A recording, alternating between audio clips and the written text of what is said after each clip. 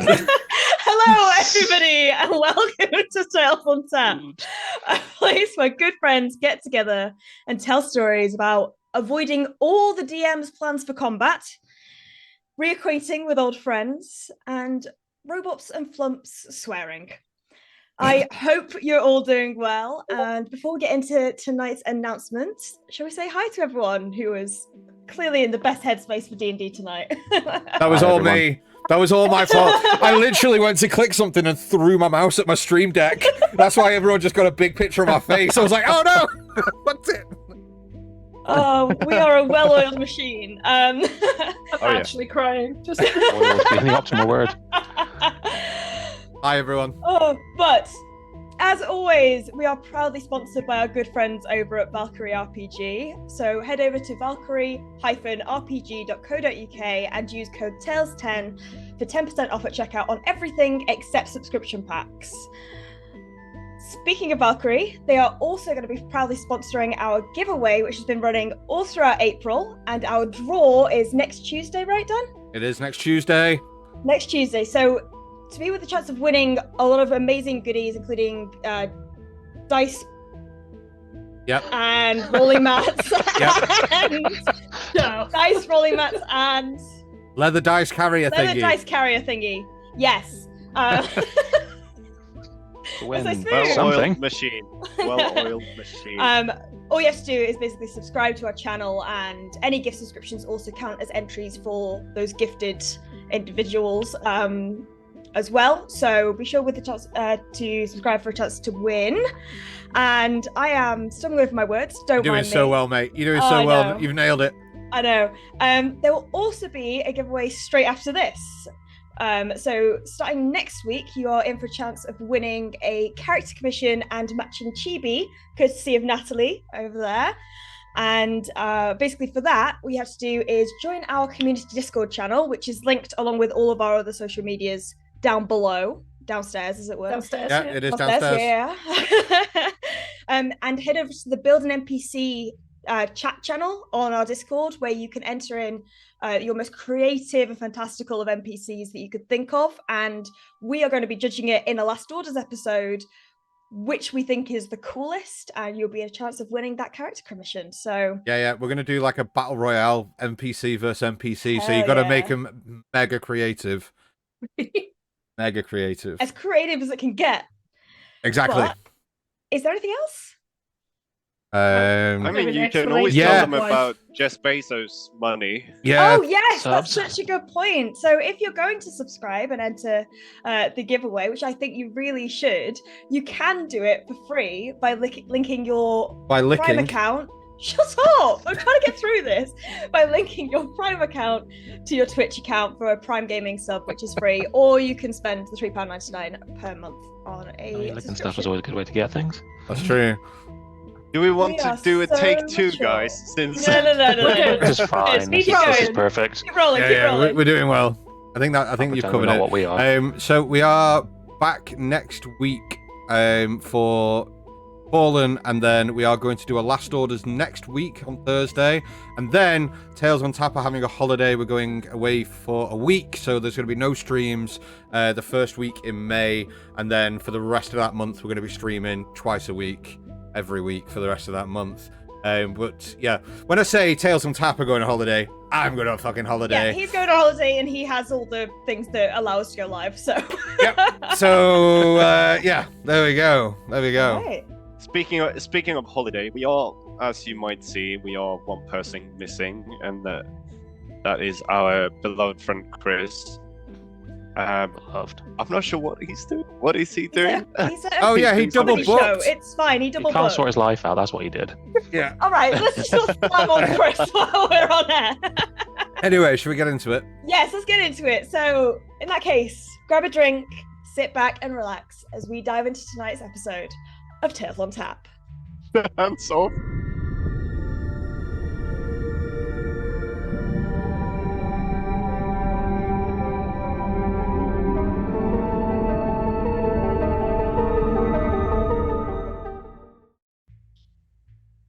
Me? Okay.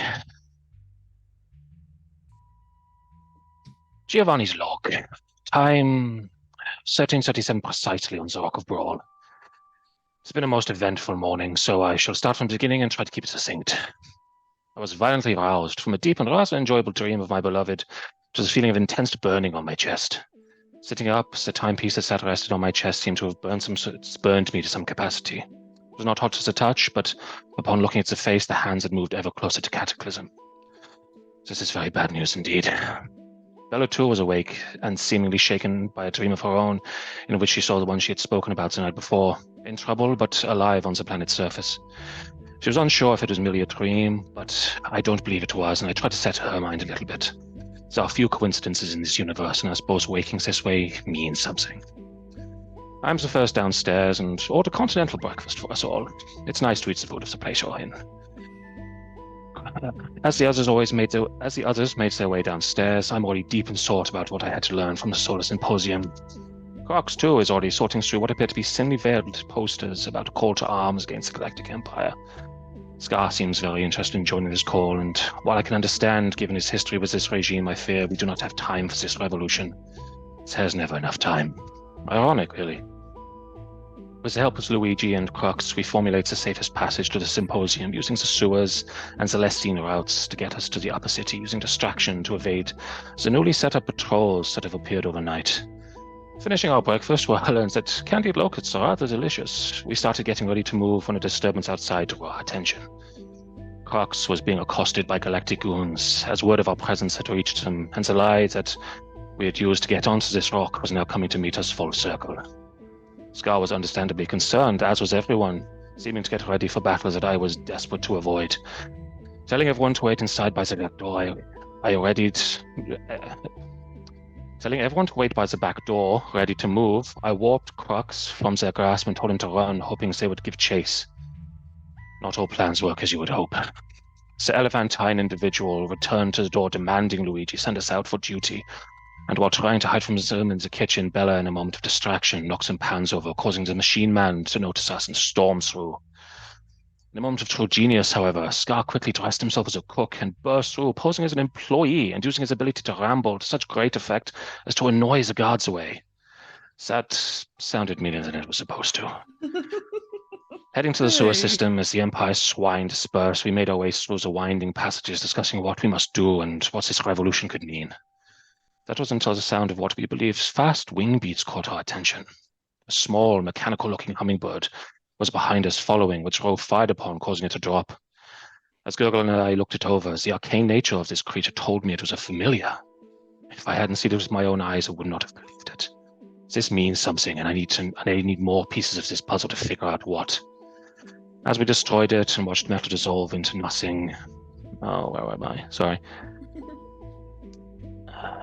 Wait, you're saying you haven't rehearsed this? Unbelievable. I'm so sorry, everyone at home. It's the jumpy nature of Discord. There we go. As we destroyed it and watched metal dissolve into nothing before our eyes, footsteps kicked us back into the moment. Two of the galactic scouts, one mechanical, one biological, had followed us, but we quickly moved and evaded their gaze, breaking into the middle of the city and heading along the mapped route. Bella and I, using our outwardly appearing high-looking nature, put on a bit of an act as we made our way through the high city, no one really paying us much mind, as the galactic influence up here was much lighter. Not surprising. As we entered the Symposium, I once again find myself struck with the same boyish delight I always find when in places I call a second home. The modest shell of this building does not do justice to the vast, beautiful expanse within. The lovely dwarven librarian told us that Archivist Davina was currently in a meeting with a man described as having shimmering blue hair. Having to take a few moments, I felt a sudden hard thump in my chest as she confirms that I'm about to meet another great love of mine after far too long a time. Shaking my excitement, as a group we dive into the books, and even Scar seems to take interest in wanting to learn of his home of Rufus, something I can get behind with full force. After trawling through the vast expanses of knowledge and finding everything I need to try and put some meat to the bones of my theory, we were made aware that we were to be seen. With tea in hand, we waited as a laugh smooth as liquid chocolate echoed out through that door, and I felt an undeniable quiver through me. Bellamy emerged from that room, and if it were not for present company, I would have greeted that beautiful individual, well, in a much more friendly manner, let's put it that way. His charm hasn't faded at all, as my new friends were introduced individually to him and quickly were brought into the chamber of Archivist Divino, where he set up a silence field to make sure that nothing could be overheard. Quickly bringing Divino up to speed on who we were and what we were doing here, intense discussion began about the nature of what was happening on Tor. We learned that another far-flung planet in solar space known as Earth was also having the same kind of attack happen against it. Necromancy on a scale hitherto unseen in this lifetime. The borders of chaos space seem to be where the ships vanish from, and it seemed to be disappearing from all tracking. And Bella tells us of necromancers that will drop seed-like devices onto planets to suck up as much power as they can. Even Ro offered up information that this power could not only power things, but create elements such as metal to create something that could be its own self-sustaining machine, like him. Oh, my friend, you may be a piece of this unfortunate puzzle, and I wish it weren't so. There's little left to ponder, but many threads left to be pulled. We discussed where we need to go next, as I believe it is Toril to follow the trail. But Scar breaks his silence, stating that not only do we need to return to the bar to listen to the Revolution's plans, but that he is also staying for it. He believes that this is the right place for him, and that saving planets and stopping galactic plight is far too much for him to deal with. I find it difficult to understand this, but I suppose that is the difference in vision and scope between us. Bella tells me as much, saying that sometimes viewing things on too grand a scale limits one's ability to see the details. I suppose that is not wrong. I find it hard to find merit in the battle when war is on the horizon. With a little hesitation, I agreed going back to the bar, and with help from Bellamy, we returned to the drinking hall. I fear this is a distraction we cannot afford, but we shall see. Right now, I need some alone time with my old friend. And look.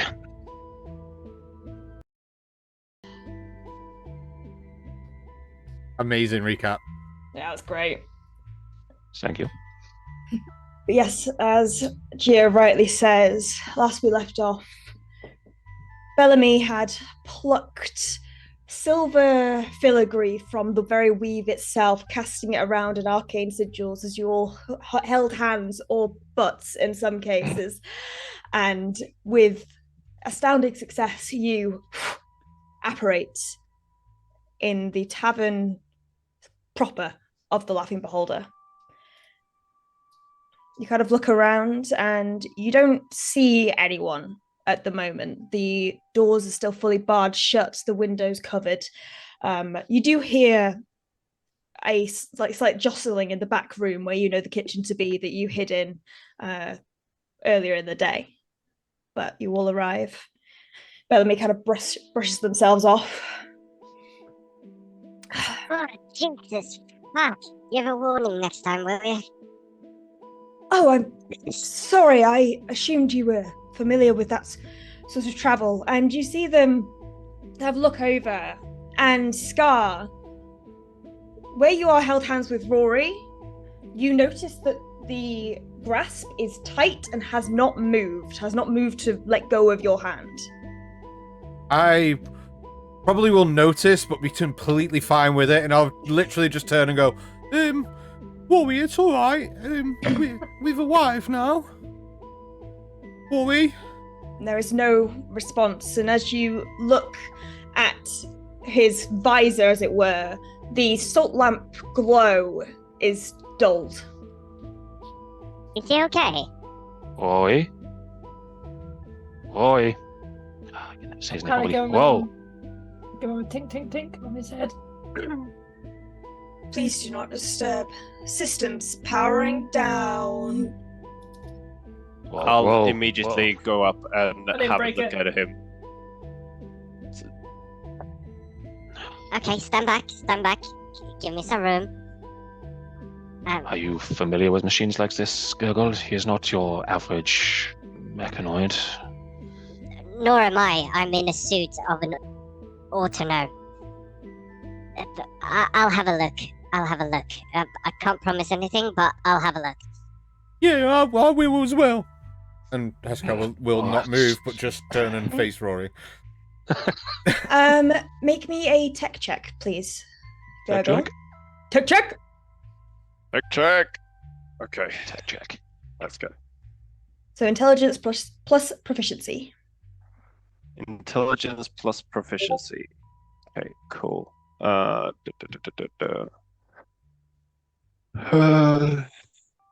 There is. What's our proficiency bonus now? 3. Okay. 13. 13. Not 30. great. Oh, Yeah. 30. Jesus. 13. No, 13. Oh, right. I thought you were 3 Oh out. my gosh. Good Yeah, God. no, I was sorry. going to say, we're all... It's the cold. It's the You're only cold. level 6. I was going to say, holy shit. Yeah, so kind of checking him over, Scar as well, obviously really diligently. You can't pick out the specifics that's wrong with him, but you see a slight sparking near kind of where his collarbone would be. And it almost looks like a piece of silvery thread is stuck in one of the joints. But he seems stable. He doesn't appear to have been completely deactivated, dead, as it were. How tight's the grip on Alright, Heskar's hand? It's quite tight, but you like Okay, with that's some fine. time you could get out. That's fine. I think I've found the problem. It seems to be something lodged in between where basically his shoulders connect to the rest of his chest. So I've basically deduced that the problem is there's a thing that's stuck near where his shoulder thing is. So maybe Looking we Excellent. should... at the Excellent. silvery thing, does it look like the threads that Bellamy pulled? Is it Yes. like magic has just leaked into him and sort Yeah. of Fried his, yeah, fried his circuitry? yeah. Have I? Just for how long I've been with him, has this happened before when he's been around sort of magic in this way?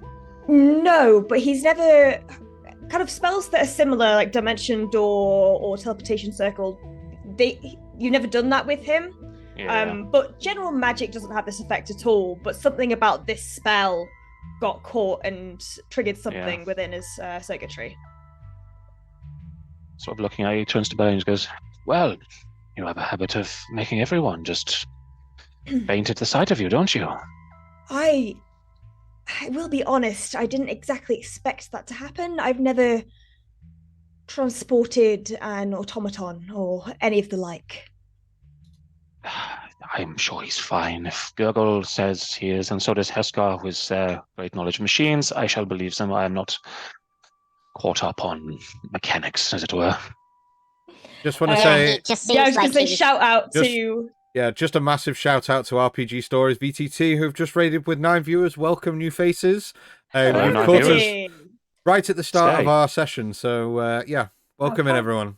Yeah, and I also just answer a couple of questions that I've just seen in chat. Rory is not dead. No, Chris is just bad at timekeeping, so he's away for the session. The system is classic D&D 5e. We are using a very, very homebrewed SpellJammer Academy campaign. But yes, getting we back can't in. stick to rules. No, we cannot. Uh, Sorry, Rules Gurgle. for nerds. Gurgle's just gonna turn to Gio and say, I don't think that there's any cause for alarm. It just seems like his systems are a little bit out of whack. I can try to fix it. Maybe I remove the tether or something, but I would leave him to. He's quite capable of fixing himself. I wouldn't want you to mess around with anything, and I don't know. right. Do you By the know way, if I'm he has glad your voice default came back. You settings, sounded- sort of... Yeah, I had a really bad cold. I was surprised. remarkably quickly. Yeah, I didn't know that oozes could have colds. Really, I haven't had one for as long as I've been, trudging about. Really, but you learn more about yourself each and every day. Anyway, so do you know if he has a default setting of some kind to sort of point and shoot? That's what I would really rather. Again, we avoid any conflict on the rock today. Let him do what he does. When he reactivates, maybe we'll look at it. But no, I wouldn't. Default settings are a bit of a muddle with him, and I was never the one to work on him. That was always Landry. Oh. Yeah. All right, and, no touchy until I get a go ahead. And I don't Fine. mean to be rude, but we have just kind of rocked up here, and maybe we should tell Luigi that we're stood here. I mean, if he's not heard us already, I'd be surprised. Yeah, but do you just walk into everyone's house and not say anything? It's rude, Gio. I mean, it depends Oh, where you come from. Luigi! As you're kind of raising attention to not having informed Luigi of your appearance, you just see an eye from the doorway through to the kitchen, just staring. I try to wave with the hand that's attached to Rory's. It doesn't move, and I'm like, oh, hi. Hello. As Heskar gave that quite loud shout, Gio's just going to walk to the windows, just see if there's any patrols kicking about. Just roll me a perception check, please. I was going to say, we kind of teleported into the middle of the tavern area. Is it, like, open? Oh, the tavern? No. There's Are you no. sure? Them till like 6, is it? Han described that all the door was locked, all the barriers and everything, and the windows were shut and everything. Just want to make sure. 13. 13. So you see the patrol unit that was out there this morning, but what you do notice is that even though it's just kind of mid-afternoonish, a lot more people are being stopped than before. Looking at the people being stopped, is there any sort of like similar factor between the people who are being stopped, or is it just random spot checks between people? It's really honest, profiling going on. yeah. So it seems like it's supposed to be a standard random stop and search, but you notice that there are more humans being stopped.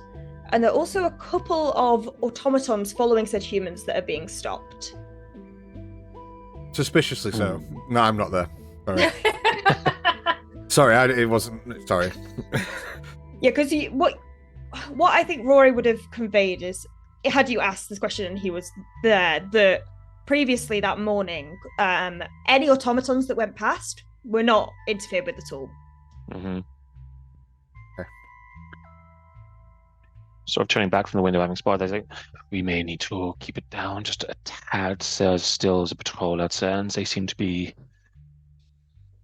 targeting people, let's say. So let's just keep ourselves down low. Targeting who? I mean, I can't tell a lot from where we are, and I'm not great at this, but it looks like humans mostly, just normal humans. I mean, we should be fine then. Wrong character. We should be fine then. Your voices, they do change a lot. Is this something I need to get into, or I can... I mean, we can always roleplay later, but right now... Oh, do tell. I mean, Please don't. if they're looking for humans, we should be fine, right? Yeah, I mean, really, Gio, you're pretty much the only one that looks sort of human here anyway. And you, Bella, but you're like bright pink, so you'd kind of stick out if they were looking for you. They'd stop every pink person. But I think it's you, Gio. They're all after you. I mean, who isn't really? Let's be honest. But I am a dark blue color. Do you not see this? I'm A bluish colorblind. grey. Okay. Well, anyway. I don't see the color blue. Yeah, most hippos Really? are. Like, Can you see me? real life. I can see you, but you're more like a grey colour than blue. I need to talk to you more about what you can see. That is interesting. But needless to say, I can see I chairs. I can see tables. We've got some time until this meeting that's going on later. Have we got a plan of what we want to do before then? I mean, Yeah, I would very much like to know where my friend is that ran off. If we could possibly check with Luigi if he's come back yet. okay, if you I'll want ask to do him. that, I can see if I can move Rory to a more No, it's okay. Rory's better clearly, location. Rory seems to be quite scared and is holding on to my hand pretty tightly. I would rather I want to stay here for support for him. just before you let go of his hand, just try and move with him. I want to see if he'll walk. If not, you may be anchored there for quite a while. Oh, God. I mean, I have a fucking hefty strength. on it. So I would imagine even if he isn't moving, I could drag him some places if needed. Yeah, like so- just Back at a table. across the exactly, floor. just like Yeah. So what you see is kind of as Scar begins to pull Rory, it is the slightest bit of movement, but his legs do follow the paces as he's being moved, but there is still no response from the upper half. amazing. I'm walking around, I'm not letting go of his hand all day. Heskar will just That one of those works. duck toys with a little Yeah, wheel legs. legitimately, Heskar's going to be like, well, come on, Rory, let's go and have Luigi. Because Heskar won't realise that Rory's not there. He's just like, oh, he's just being quiet. Yeah. And we'll walk off towards the kitchen with Rory in tow. I don't think we have to worry about that for now, but if Probably- we get into a situation, that might not be appropriate. No, it's fine. I'm not talking to you, I'm talking to you. You walked off, dude. I would imagine as well, like, Heskar's like moving around things and just dragging Rory and like banging him off a table. He's like, poof, Boof, poof, boof, and I'll be like, watch out, wouldn't you know? As he walks off, he's like, okay, I'm sure he'll be fine. The dents will buff out. You've certainly made some interesting friends there, Gio. Not for my It's been- interesting it- friends. It's been a few days. But yes, I have. Not as well. Nothing compared to you. No offense to anyone else. Do I hear but that? Yes. Can I roll to see if I can it's, hear it's that? normal Yeah. talking voice. Just Yeah, to see show how me much perception. emotional Yeah, damage Heskar takes from that. Emotional damage. Hold on. The 14. Yeah, on the- no offense 14. taken. You are kind of a little bit stiff, if I'm being honest, at times. It's a 19, DM. You hear in your head, leave my boy alone. To me. Mm-hmm. Oh, finally, for the first time. I was trying to cue it up because I was like, oh, he said I'm not a good friend. Now! Hello? Hear nothing back. Are you okay? Somebody just told me to leave his boy alone. Your boy? Bellamy? No, I think in reference to Heskar. When I said he wasn't I interesting. heard that. You've- Before we got onto the bacon tray, I called him a liability, and I heard a voice in my head, and he said to leave him alone. So There we've was a lot all going heard- on. I actually forgot about it. To be fair, That is strange. So every time we talk negatively about him, someone tells us to leave him alone. I don't know. I'm Maybe. looking to It's a see that theory. he We can't can- hear what we're talking about. Oh, yeah, Heskar's gone at this point. Yeah, no, talking to Luigi at I this point. wonder if it's within earshot or they can hear all the time. Gurgle, say No, something no. horrible about Somebody Heskar. try and insult him. Yes, you go. You're skilled at this. This is your area, being horrible to people. Alright, well, he's on the chubbier side of a hippo. That was I don't want really to. weak. I don't want to roll a perception check on that, DM. I don't want to. No, but you don't have to. Because you also hear, leave my boy alone. Yeah, that shit works. Yep, it's it. Yep. So Yeah. anytime we say something wrong with him, someone talks to us. Who the hell is that? That is I don't weird. know. I mean, I have. Does it heard sound of- like? Okay. Sorry. No, go ahead. Oh, you're going to say now, aren't you?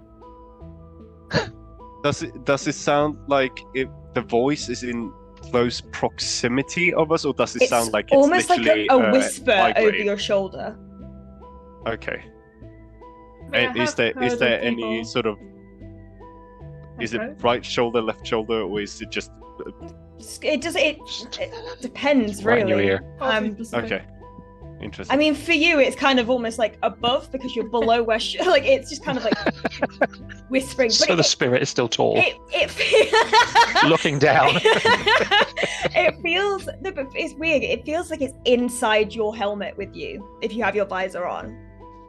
Yeah. Okay. Cool. I mean, I have heard of people that make deals with other, like, powerful beings. Yes, contracts with beings beyond our plane to gain magical ability. I know it well, but he is not the type. There's nothing magical about him. At Maybe least he not doesn't in. know. Oh, no, I don't think that's how it works. Or maybe he's been haunted. I don't know. Haunted Hippo. That is. I would read that book. That sounds like a great children's book. Well, Maybe. Do you think he knows? I don't know. We'll ask him later. There's a lot going on right now, and we can't focus on Escar's imaginary friend. I mean, is it really imaginary when it's speaking into our heads as well? Or it's theoretical friends then. At least imperceivable. We are an odd group, aren't we? I mean, you're pink, you're blue. He doesn't And your seem... goo. We're just I have a built for each question. other. Goo, yeah. Girl. This suit, can you come out of this suit? I'm not asking you to get naked, just for clarification. I just wanted to know that in a situation that you needed to, is that something that I don't know much about? The oozes on the ship didn't have mechanical outfits, so Yeah, no, I can get out of this suit, yeah, but just don't really want to, and also don't worry about me getting naked, there's literally nothing to see. Oh, I don't know. I think you're not using your imagination properly. I've seen what oozes can do. I just wanted to make sure this wasn't a prosthetic sort of situation. Oh, no. I mean, in a way, I guess. In a way, it is.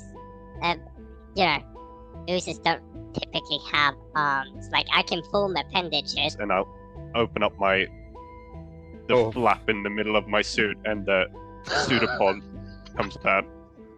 Like, I can form things like this, but it's, you know, it's... Can you take a breath before you change your voice changer thing, man? You fucked with me so bad then. Like, you didn't even break a stride. You were just like squeaky and just whacked straight into normal voice. That was amazing. But in my head, I was like, ah! Okay. Sorry for the giant migraine I'm causing to everyone on stream. I mean, the more you ask, the more you know. Yeah, What are we doing? Just quickly, let's just hop over to Scar, who has walked Rory. If he could bruise, he'd be bruised. Through tables towards the kitchen area, and I will go into the... You go into the kitchen. Yeah. But I'll go into the kitchen, but pull Rory to the door of the kitchen and try and like block the door with using Rory if I can. Rory. Yeah. Okay. Hit him against the door frame a few times. Come on, fucking. Yeah, so Rory in place is almost a makeshift door. You go in and you see Luigi kind of just prepping some veg, really, and just kind of turns to you and she goes, "Hello." Hi, Luigi. Hi. I'm real sorry I'm not my normally upbeat self. Yeah, don't worry. Me neither. I haven't had any sign of Crooks. Oh. At all. I was very much hoping to speak to him about things, really, because I've been thinking, like, really hard about everything, and I'm a bit of a mess at the minute. Like, I've got a big dilemma in my head. I mean, I can't say I'd be as useful as Crooks would be, but if you want to talk to me, I can make you some soup and we can sit down and have a chat if you want. Yes, please. I'd be lovely. What kind of soup? What's your favourite? Like, I do very much like carrot soup. And you see the veg she's prepping in his hand is carrots. Yeah. And he just kind of holds it, but they're like purple carrots. He's like, Oh. "Well, it is your lucky day then," and begins to put on the soup for you. Okay. Alright, so you had your hands busy this morning and I know that Crooks has disappeared. Do you want any help around here just to try and get things ready for the day? I think we'll be all right. I don't expect us to get much in the way of customers for food tonight. Oh, Most people will probably be making some kind of share plates, pass around during the meeting, but well, if there's any like dishes that need doing, or I can help maybe wipe some tables down for you while you're busy, I don't mind because you've done really loads for us already. I mean, if you're all right wiping down tables, then Yeah, that'd of be much course. appreciated. All right, I'll go and do that. Come on, Rory. And I just like boof, bang him against the door as I step past him. Boof, boof. Pick up a cloth. You feel the weight on Rory all of a sudden like ease as Luigi is kind of following you out, kind of levitating Rory in one of his rays, and is trying to move him away from the tables to place him somewhere safe. Okay, as soon as we pop, I will realise, Heskar is idiotic, but he's not fucking stupid, and he'll realise after a while that, like, maybe this isn't the most ideal thing. So yeah. I will position Rory somewhere that's kind of not conspicuous. So, like, position him somewhere within the room, force my hand out of his, and then just kind of tap him on the shoulder and just be like, see you soon, boy. If you need me, just shout. I'll come running. And then I'll pick the cloth up and I'll start. Feel a slight, like, reassuring squeeze on your hand. Yay. And then I'll pick it. Heskar will. But I will then pick a cloth up and I'll start rearranging the tables that I've knocked out of sink and start wiping them down a bit. All right. As Luigi levitates Rory out of the kitchen, he just sees from one of his eyes Gio just go, just like very silent thank you. Just kind of just like gives you a salute with one of the arms before returning back into the kitchen. Are you a mime or something, or what are you doing? Just, you're very strange questions you ask. Just let people do what they want to do, Gurgle. I don't... Suspicious, aren't you? I'm just saying, I don't really know much about you guys, so, I see interesting stuff, I comment on it. Well, we have a lot of time to get to know each other before our evolution begins. Bellamy, do you have a lot of time to stick around, or are they expecting you back soon? I have to leave by tomorrow morning, but I got most of the research and information I needed already today, so if you would like me to stick around, I can. For as long as you can, if you don't mind, I want to converse. We've not done it for a long time, and I think there are some things we need to bounce off each other. Oh, absolutely. I would love to converse with you, darling. Insight check. Yeah, I really want to know what things he's bouncing off her. Off them. Sorry, off them. Look, what does this conversing mean? Look, it's them bouncing it off me, but sure, okay. Insight for what? So, are you rolling? Is that it? Are we rolling insight, or is that we leaving that joke there? I'm genuinely. I don't need to roll anything, do I? Oh. No. What? Just on the surface read. Gurgle has no clue. All right, cool. Natural one. Nice. Natural one. Nice. Bella always presumes the innuendo anyway. Yeah. So she's not... Yeah, that's valid. That tracks. I presume the innuendo, darling. As Heskar's cleaning the tables, he'll just kind of like look over to Bella and go, Bella, are you okay? It's been a morning. Yeah, I can only imagine, really. I know that for me, when my planet was fucking... I said it again! Heskar, I like this new you. I just know that when my planet was blooming messed with, it made me really sad. So, I just want to make sure that you're okay. And if you would like, Luigi is making me some carrot soup and it's gonna be blooming delicious. And if you would like some, I'm more than happy to share some with you. I'll share some of your soup with you. It's not really my planet though. It's a planet I've been on and have stayed on for a while. But well it's then, not really my home. Well then, brighter days and all that. Get over it. And he just kind of like continues to, and literally he'll shoot her a smile, but then continue wiping the tables down. Damn that hippo. Right, okay. GIF. Is it GIF or GIF?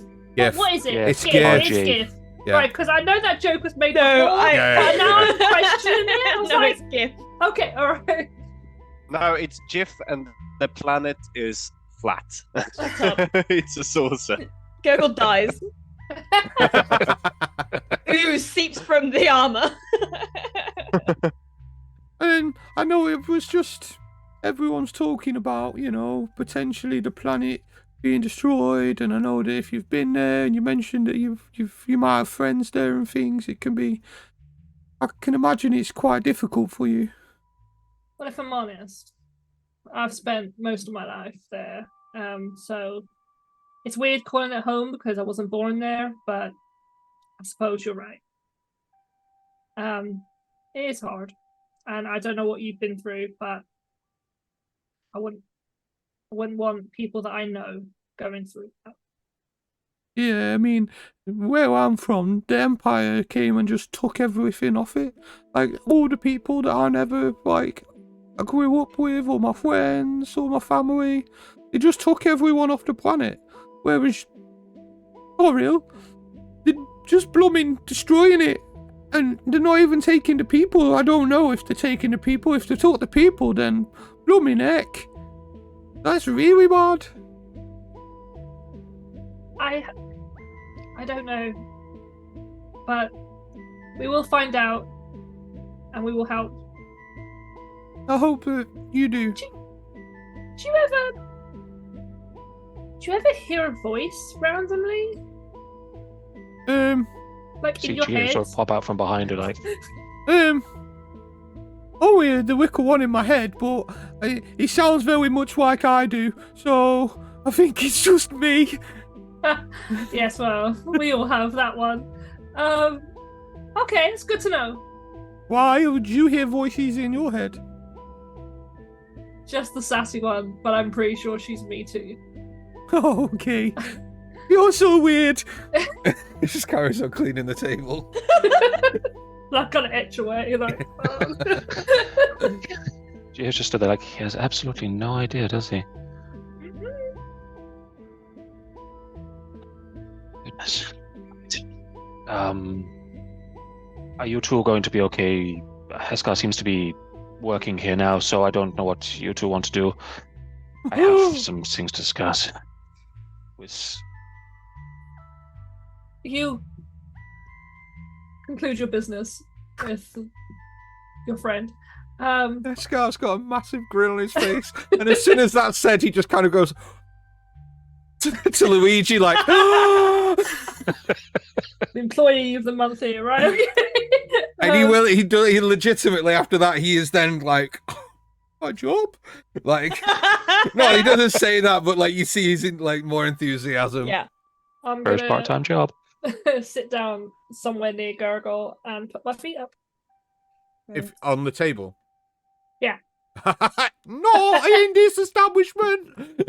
So if she does that, Heskar will come and just like clean that table and aggressively just shove her feet off it and just be like, Oh, you are pushing it now. Okay. Okay. But Bellamy kind of, well, darling, where would you like to conduct business, as it were? Let us go upstairs quickly. I have a few things we need to... I would like a little privacy.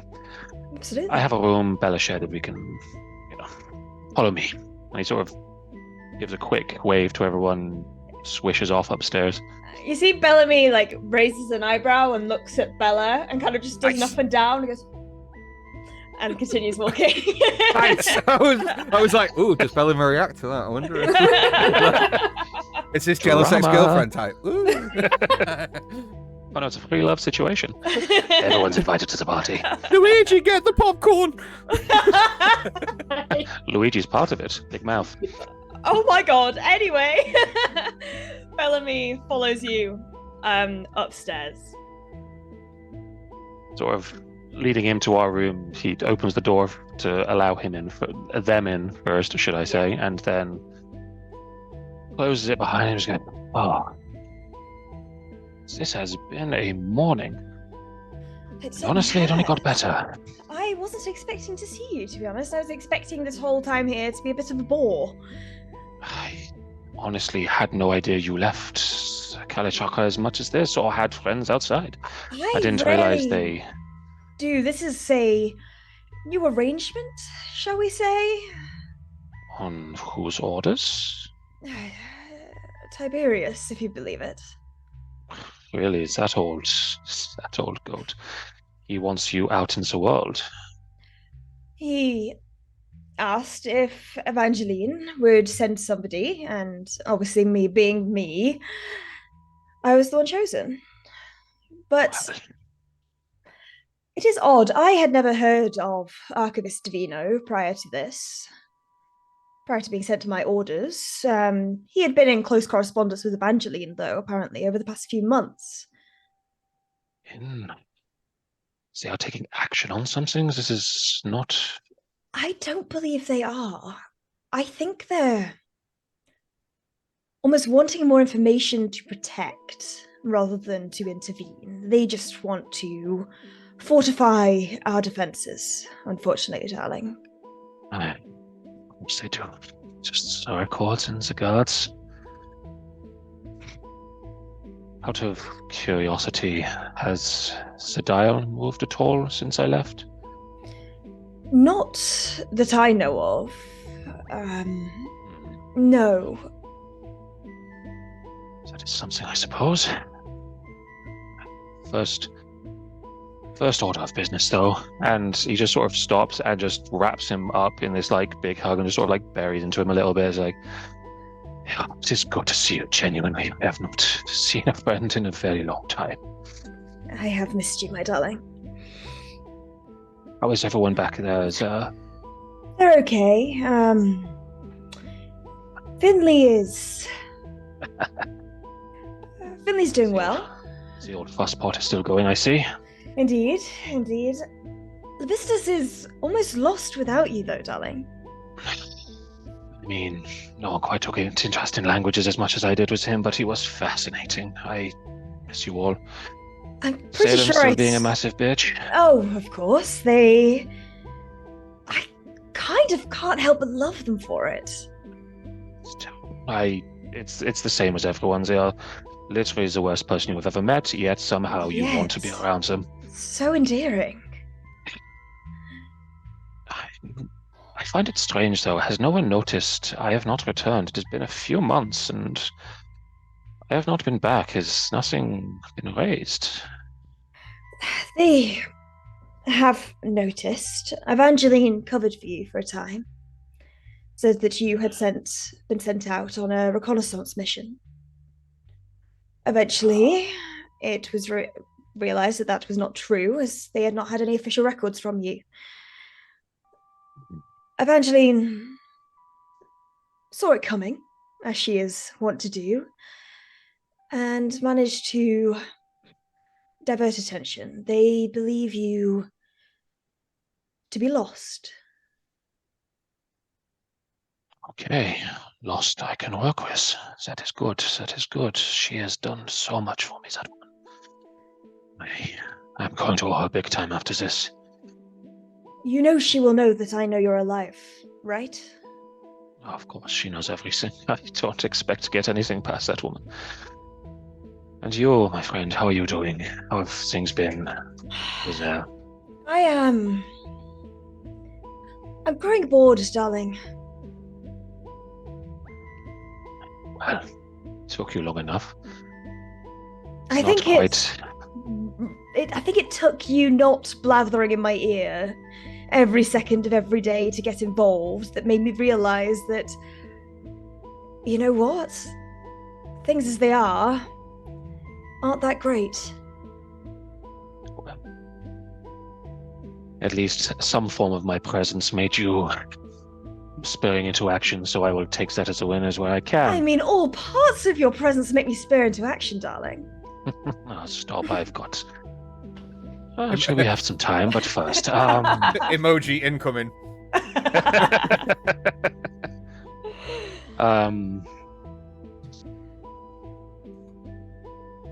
A few things I I want to bounce a few things off you before we just sit down for a while. What I learned from the library in your findings as well, these planets, they are going to vastly underdeveloped compared to everything else in the universe. Earth, a couple of satellites at best, a few technological advances, Torl, way behind. Yes. And the populace, strangely, and this is odd even for the universe, Earth, 100% human. Not a single other species to be seen. Either they killed them all, or they are just a dominant species there, but there are there's nothing. There's no one else.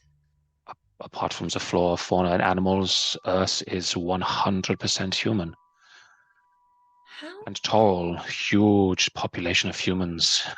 And outside, just now, I noticed at the stops, humans being taken in a slightly larger numbers than everyone else. If this is who they are targeting, this is why the planets are getting the attention they are. That is an interesting theory. I mean, if we go back to what we were talking about previously, we were saying that the life matter could be being used, and potentially there is something about the scientific makeup of a humanoid, of a human themselves, that contributes to this power. Well, the amount of mechanical individuals with the Galactic Empire, has it grown at all? Have they always had this many? I'm not familiar with their build, but there's something I feel is coming from that. I know that they've always been privy to automatons and the like, but to be honest, this is the first time their presence has been so aggressively spotted. And because of that, yes, there does appear to be more automata around. That's what I was afraid of. Okay, I'm going to ask you a very simple question, but I would quite like an answer. What do you know of familiars, dear? And the spell of making familiars? Familiars? I mean, I know that Levistus has now been spotted with a little cat that he keeps around and speaks in different languages to. It's adorable, but off the topic. I personally have had no need for it ever. That's gone very intense music.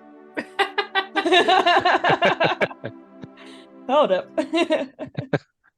Emotional background of the familiar spell. But other than that, I've never really had much need. No desire. I'm not exactly an animal person. No, me either. I tried once, it's not for me. I ask because on our way to the symposium, we were followed by a very small mechanical hummingbird that, when I examined, turned out to be a familiar, formed of the familiar spell. A mechanical familiar? Yes. Disappeared when destroyed, the same way as a familiar disappears. The metal vanished as if nothing at all. Now that is interesting. I can't say I've ever heard of the like. No, neither have I, which is why I'm concerned that it was formed by one of the mechanical aids given to a galactic empire individual.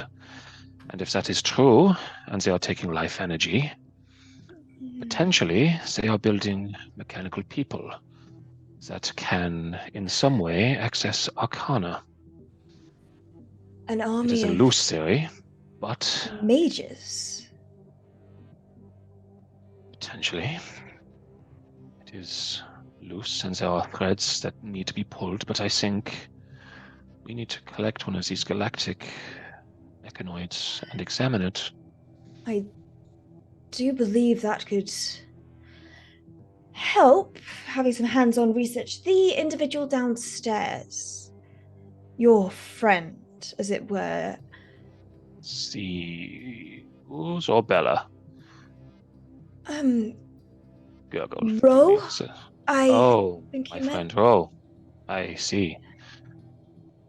Yes. Believe me, I have questions for him as well, but it seems the transportation has done something to him. No, I do apologize about that yet again. That Oh, is. I couldn't have known. No one would have known. I've never transported him that way. It's something to learn, so I've learned something new. I But can only do it a few times, and they kind of like gesture towards the head, and you see a little tiara, but kind of embossed in like gemstones is the arcane sigil for teleportation. okay, as they sort of swish their heads, sort of pull out. Is that new? It's absolutely delightful. I Isn't kind it of like one just? myself. I believe typically it's the helm of teleportation, but I had it modified as I was going to be doing some trips away and thought this suited me better. Well, it's absolutely fantastic. I would like to see it on my nightstand. But anyway, back to the moment at hand. And fade to black. Ba-na-na-na-na. I did just want to hop to the others just quickly. Yeah, that's fine. Go for it. If there's anything in particular you two wish to be discussing, Scar, are you just cleaning? Nope. No? Okay. What do you want to do? Once I'm done and I'm happy with how clean everything is, I'll go and make sure that Luigi is happy with how clean everything is, and if there's any additional tasks that he needs for me to do. But I want to portray that, like, hoping that Luigi's in the kitchen cooking the soup, go in, ask him if anything is needing to be done, and then come out and pick up a brush or a broom if I can find one, and head upstairs as if I'm just continuing on with my task. I mean, there's literally like a rack of cleaning supplies by the door to the kitchen, so you can easily take one as you go out. Yeah, cool. And I pick one up, as if to give the impression that I'm just going upstairs with a broom to do work. And I'm going to go upstairs and go back into my room. Kind of sit on the bed, knowing what I know and knowing Heskar probably won't know, or if he does know, do I know that can I open a communication to Bosun Tato where no one else can hear it? I would like you to make me a tech check. Tech check. Which is intelligence. Yeah. Is it nature? But it's basically an intelligence-based check. If you're proficient, which I think we said you were. Yes. Add your proficiency. So I think yours should be... Okay. 3, 2? yeah. Oh, 3. Okay, that's not too bad. That's just 16. It takes you some time. You're kind of focusing, and it starts with you just thinking loudly. Yeah. Toto! Yeah. Trying to get through. Before you kind of like piece it together that there's something in your ear, and you kind of like flick a few things like you would with like a Bluetooth headset, and kind of a little screen opens up, and you just kind of are thinking and directing, and the cursor moves as your eye moves. It like tracks your eye movement, and you manage to find a way to create a solo call. It's solitaire. Click. Just wait like 40 minutes. Yeah. Okay, so I open a comms channel to Bosun Tato. Hello. Hello. Hi. Hi. Sorry about this impromptu conversation, but I have something I need to talk to you about. So, you sent us all on this big, very important mission, and we have to gather all these important informations and head back and all the rest of it. And I have to say that it was honestly one of my dreams to join the academy, and I'm very happy and thankful of you to let me join. But something's come up. Oh. See, I thought that I was the only one of my people left from my planet. Everyone else was either enslaved or killed, and well, I've stumbled upon one, and on the Rock of Brawl, called Crooks, and they need help. Now, and I don't really know how I'm supposed to tell my friends this more than anyone else, but I want to stay here. Will the others be joining you? No. they're going to carry on and complete the mission as you have instructed. And I'm really sorry, Bosun Tato. I know that you had put all of your, chips on me to be the best one out of everyone and to carry and hold this team together and be the glue on this mission. But this is very important to me, and they need help, and I can help them. You seem troubled about this, and I assume you've given it plenty of thought. Yeah, I have, and I am troubled, but not with the idea of what am I supposed to do, but more how am I supposed to tell the people that have put their faith in me that I'm gonna have to let them down. Eska, I think you need to phrase it differently on your head. You have chosen a different mission that you think suits your skill set better. Oh yeah, that sounds so much better. Like a job interview, when you're going for a job interview and you're trying to impress the people, you spin the I'll be honest, I got a job as well today, and I didn't even have an interview. They just liked me so much that it was like, yeah, Wow. do it. Wow. Well done. I'm Thank you. glad you're keeping yourself busy. Yeah, I mean, it's like you said, I'm pretty amazing. So, it's just another mission, right? Another mission, Scar. I will ask that you give up your neurochip. Oh, what if I know. I wanted to just call and be like, hey, what are you up to? Hold on. I can. Well, when do you plan on pursuing this other mission? Oh, well, there's a very. Is this wine secure? I will try and make it secure. Yes. Yeah. Secure. Because Secure. it's a secret thing that's happening tonight that only certain people know about in a certain place that only people know, and they're going to have a discussion about things that nobody else should know about. I'm winking right now as if to give you, you know that I'm Okay. winking, right? No, I didn't know you were It's a winking. video call. It'd still just be like Scar's cheek. Yeah. Scar is in his room going to himself. That's not vague at all. Well, Are the others safe? yeah, of course Deus they are. needs to hear back from them. They haven't yet today, so Oh, patch me through. okay. And you hear This is a bad idea. yeah. You hear a kind of slight shuffle and a click, and you just hear, "Oh, hello. Oh, hello, Saif. Hi, Scar. How are Hi. you doing?" I'm okay, actually. Very, very well. How are you? I'm fine. Were you successful? I haven't heard back from anyone. Well, sorry, it's going to be a bit of a long story, but we travelled from the academy. We got in a bit of trouble on the way here, but Could I maybe have the abridged version? Yeah. everything's fine. Yeah, we got the information from the libraries. It's not great.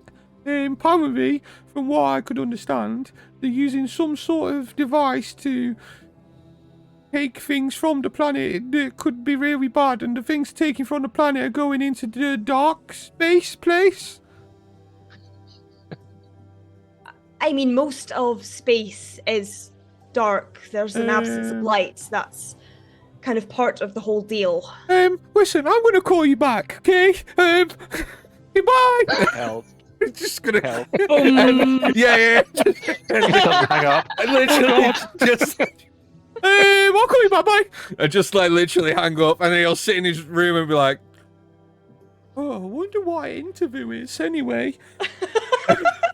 And not mention it. Just Fellow go gurgle. yeah. Yeah. So Bella's taken Sai off her arm, and she has placed him in front of Gurgle. And I am explaining how I came across because he wanted to get to know us. He doesn't really know us, so I took that as an opportunity to talk about myself. Of course. And so I'm talking about how I came across cyanide and our little Oh, it's little called friendship. cyanide. I didn't even know. It's amazing. Yeah. That's his full name. It's Yeah, so exactly. good. So yeah, Okay. what I've been doing. Anything in particular that wants to be asked or shared? So he's from Coral then. Oh, actually, no. I came across him on a mission on a mission. I found him and I took him. I thought he was interesting. Does he do anything? Like, does he do tricks and stuff? No, he just keeps me company. I traveled a long time on my own, so sometimes it's nice to have someone you can talk to, and especially someone that won't talk back is always good. But yeah, we're friends. He doesn't understand me, I know that. I feed him though, so he likes me. What I does can he do eat? something. He's vegetarian, so anything Watching your vegetable. lifestyle on your pets, all right. On my lifestyle off, anyway. Yeah, so anything vegetable. He particularly likes broccoli. That's his favorite, though it's a bit hard to find sometimes. Nobody likes broccoli. You side-eyeing cyanide right now. Like, Starting Yeah, beef with the chameleon. Gurgle's definitely looking twice at cyanide. I do want to do something though when the others return. I have something that I can do that will allow us. Well, yeah, when the others return, I will do it. All right, very vague. I like it. Thought you would. I respect it. Yeah. Is there anything you want to share with me? No. Good to know. Cool, no doubt. All right, well, Bella is talking about herself with no back and forth from Gurgle at all. What? Gurgle's just sitting there nodding, and you can hear the sort of, machine, Yeah, the clinking, typical yeah. machine thing. It's like. He slid away from the head ages ago. He's just nodding it like a puppet. He stopped listening a while back. Empty head. What were you going to say, Dan? I'm just typing it out. Oh.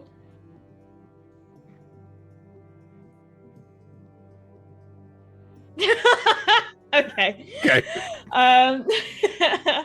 So, Gio and Bellamy are having this conversation. I mean, I imagine we go through sort of a bit more fine detail on potentially, placing actual life essence to machines or creating them from it. That kind of general theory. Yeah, they definitely seem to be on board with the idea that it's kind of they're using it to generate power to fuel something. What said thing is obviously the main question, but they fully agree with you that why would life populated with either such a dense population of humans, based on what I assume you tell them about where the ruptures in the crystal barrier surrounding Toro were densely populated areas, kind of that type of thing. So they're very much on board with that.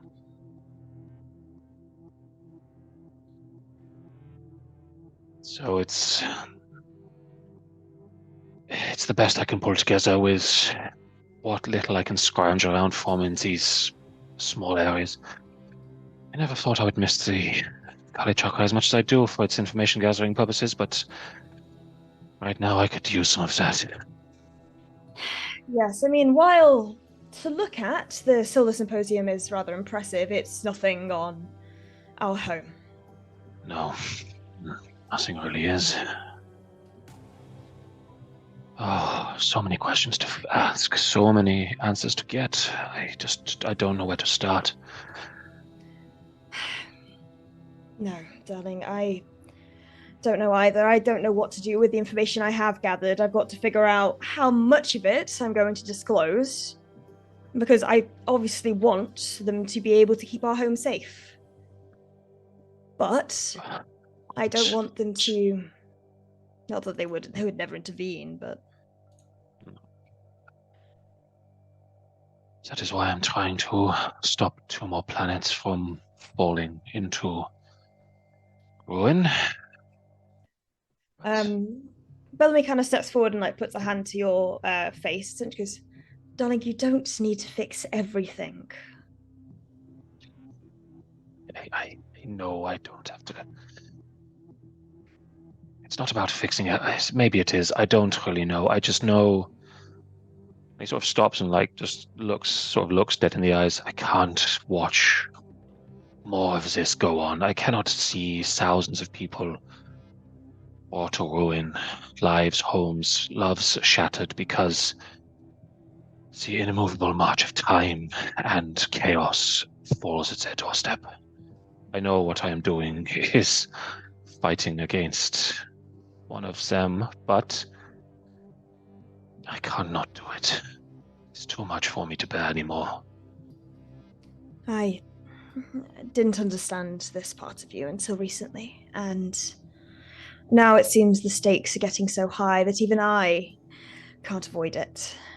And they kind of just bring you in for another hug, and at this point you hear a loud rap at the door before giggling.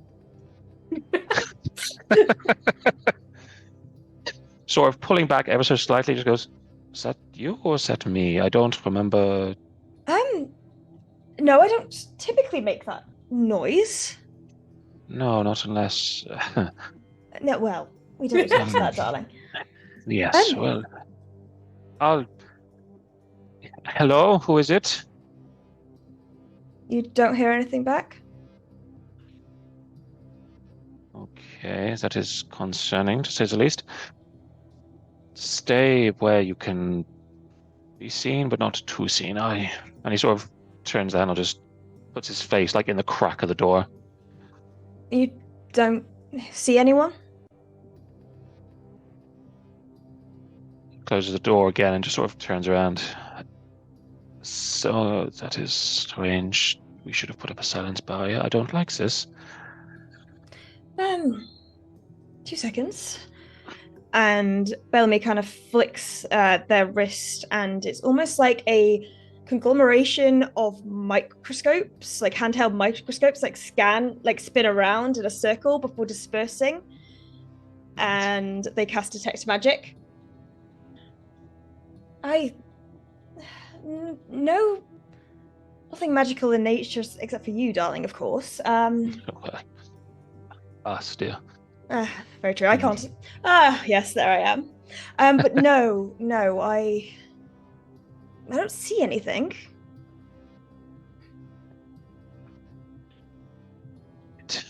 Okay, let us indulge me for a second, okay? Let's Always.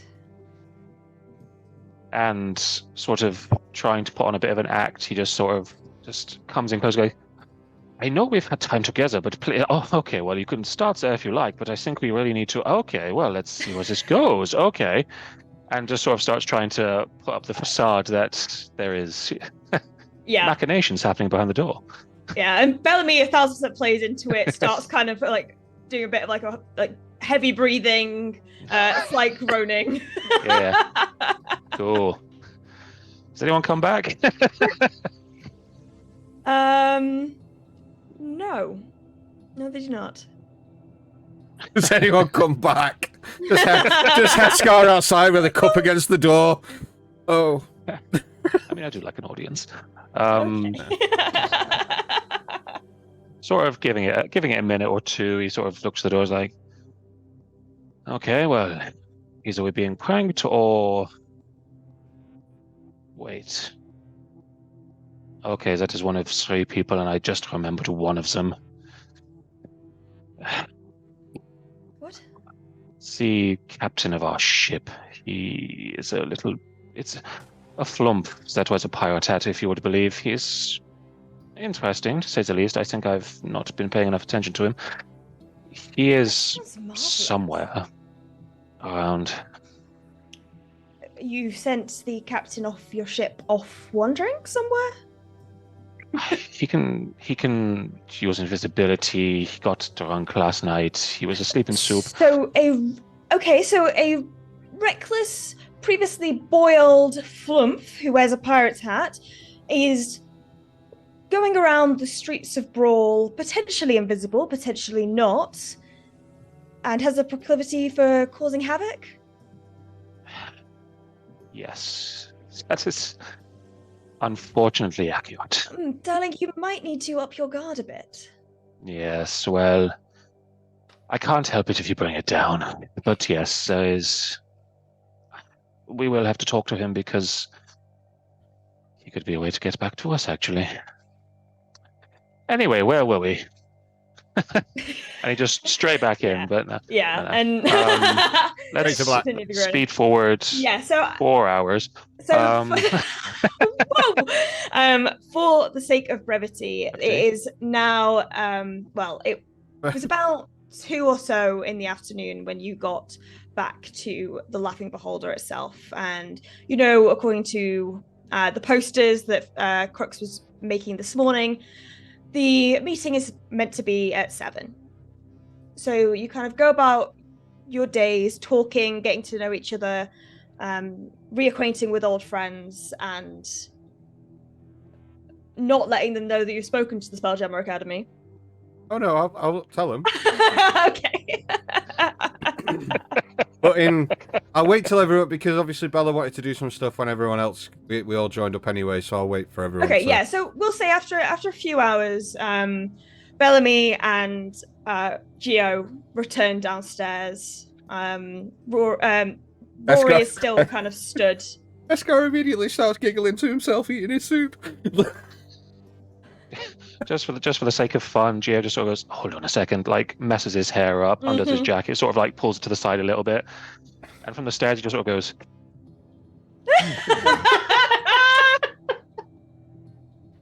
hello, everyone. Sorry, that took as much time as it needed.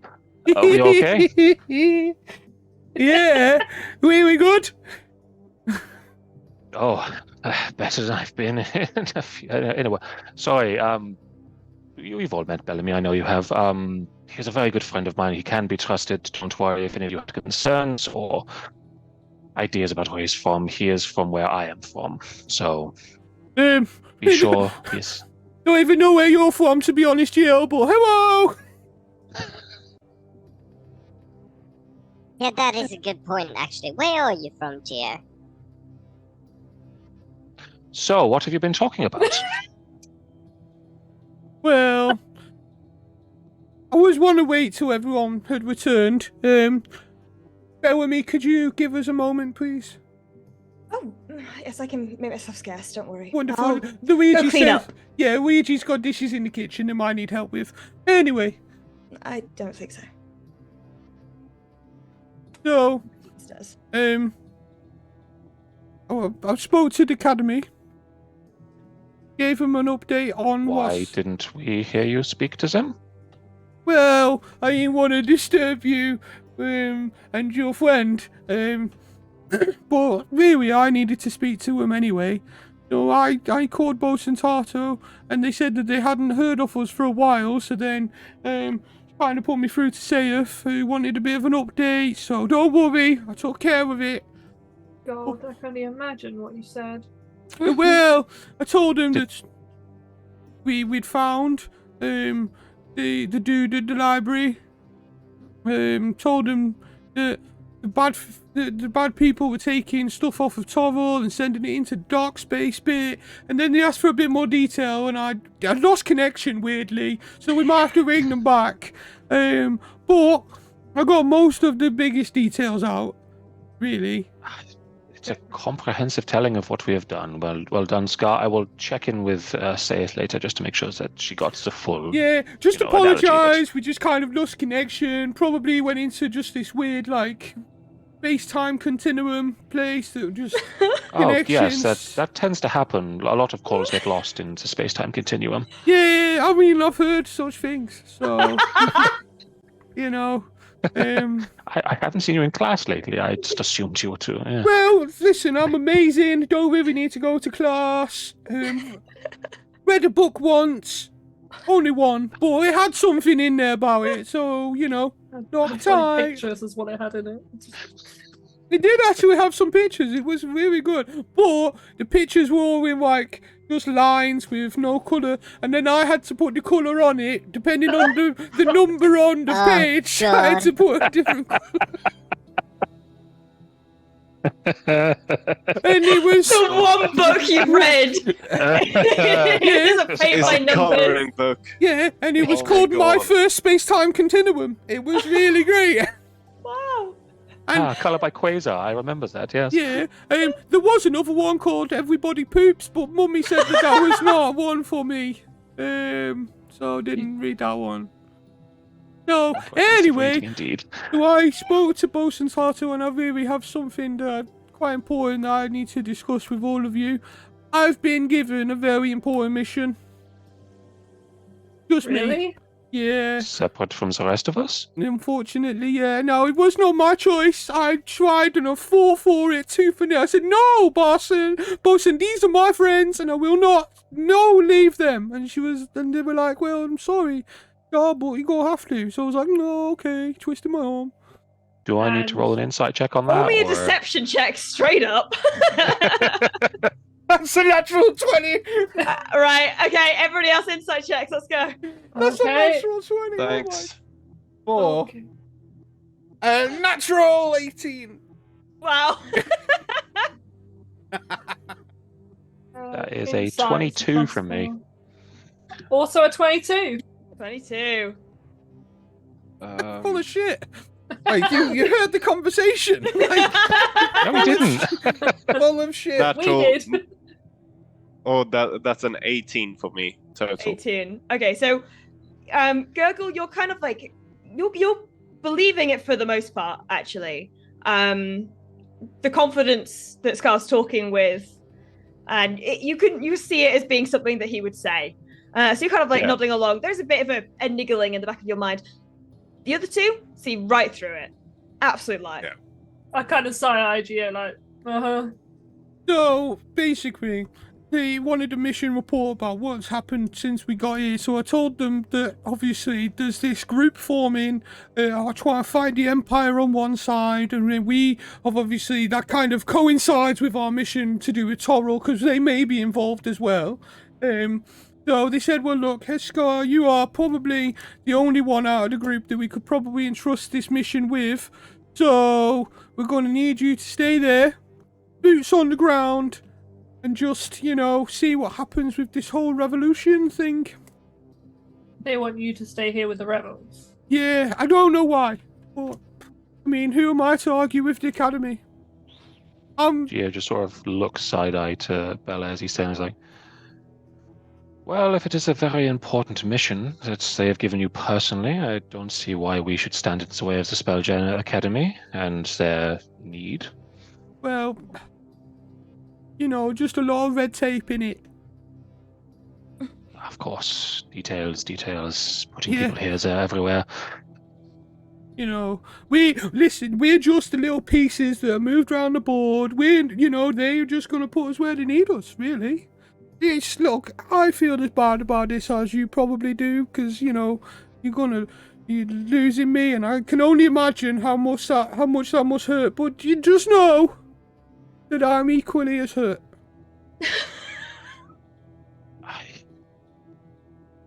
Okay. I don't disbelieve you. Well, Will be you guys took this surprisingly well, so I'm going to go and help Luigi. And he literally just, jumps off his chair and, scoots off, oh my god, that worked!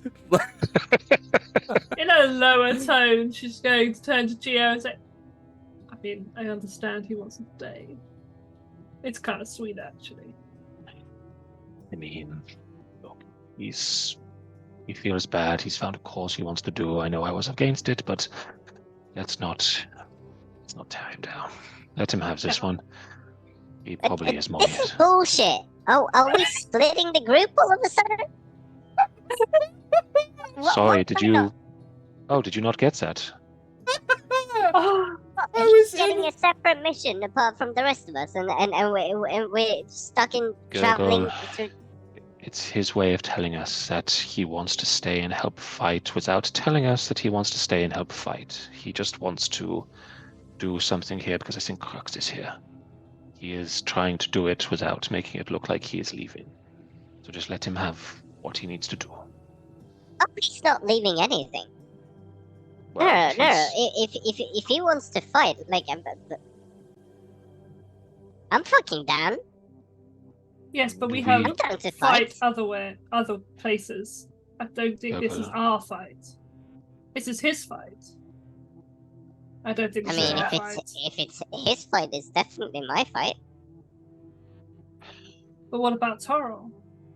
and Earth and everything else that is going on. While I understand That's our Brawl mission. is an important place, there's a lot going on beyond this. I mean, yeah, no, I get that, and I get the whole mission thing that we're on. But don't you think that it's if we take out this command post here, don't you think that we might be slowing down and giving ourselves maybe a couple more weeks to handle Unfortunately, this I business? don't. If we screw them over here, If we can, Gurgle. We don't know what kind of force they have here, and we are standing toe-to-toe with the actual Galactic Empire. They are better equipped than we are. They are better manned than we are. We are outnumbered, potentially. We don't know how many people are going to turn up for this revolution. And staying here might give more time to wreak more havoc on Toril and Earth. We will lose precious time, precious hours where we could be tracking down where they are taking this life energy, what they are doing, cutting the snake's head off instead of attacking the body. I mean, I'm all for staying and listening to what they say for the meaning, but Gio's right. We have a mission already, and they don't have the time for us to try and dent the Galactic Empire. We need to help them at their source.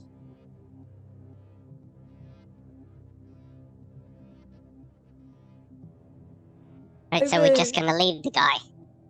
And I can't believe that I'm the one saying this. I'm literally the worst piece of shit out of all of us, but I'm the one who has to tell us that we are not leaving someone. We're not leaving him, abandoning him. He We've- wants to go. He's with his people. Well, at least one of them, and Luigi kind of likes him. I think it's hard to tell.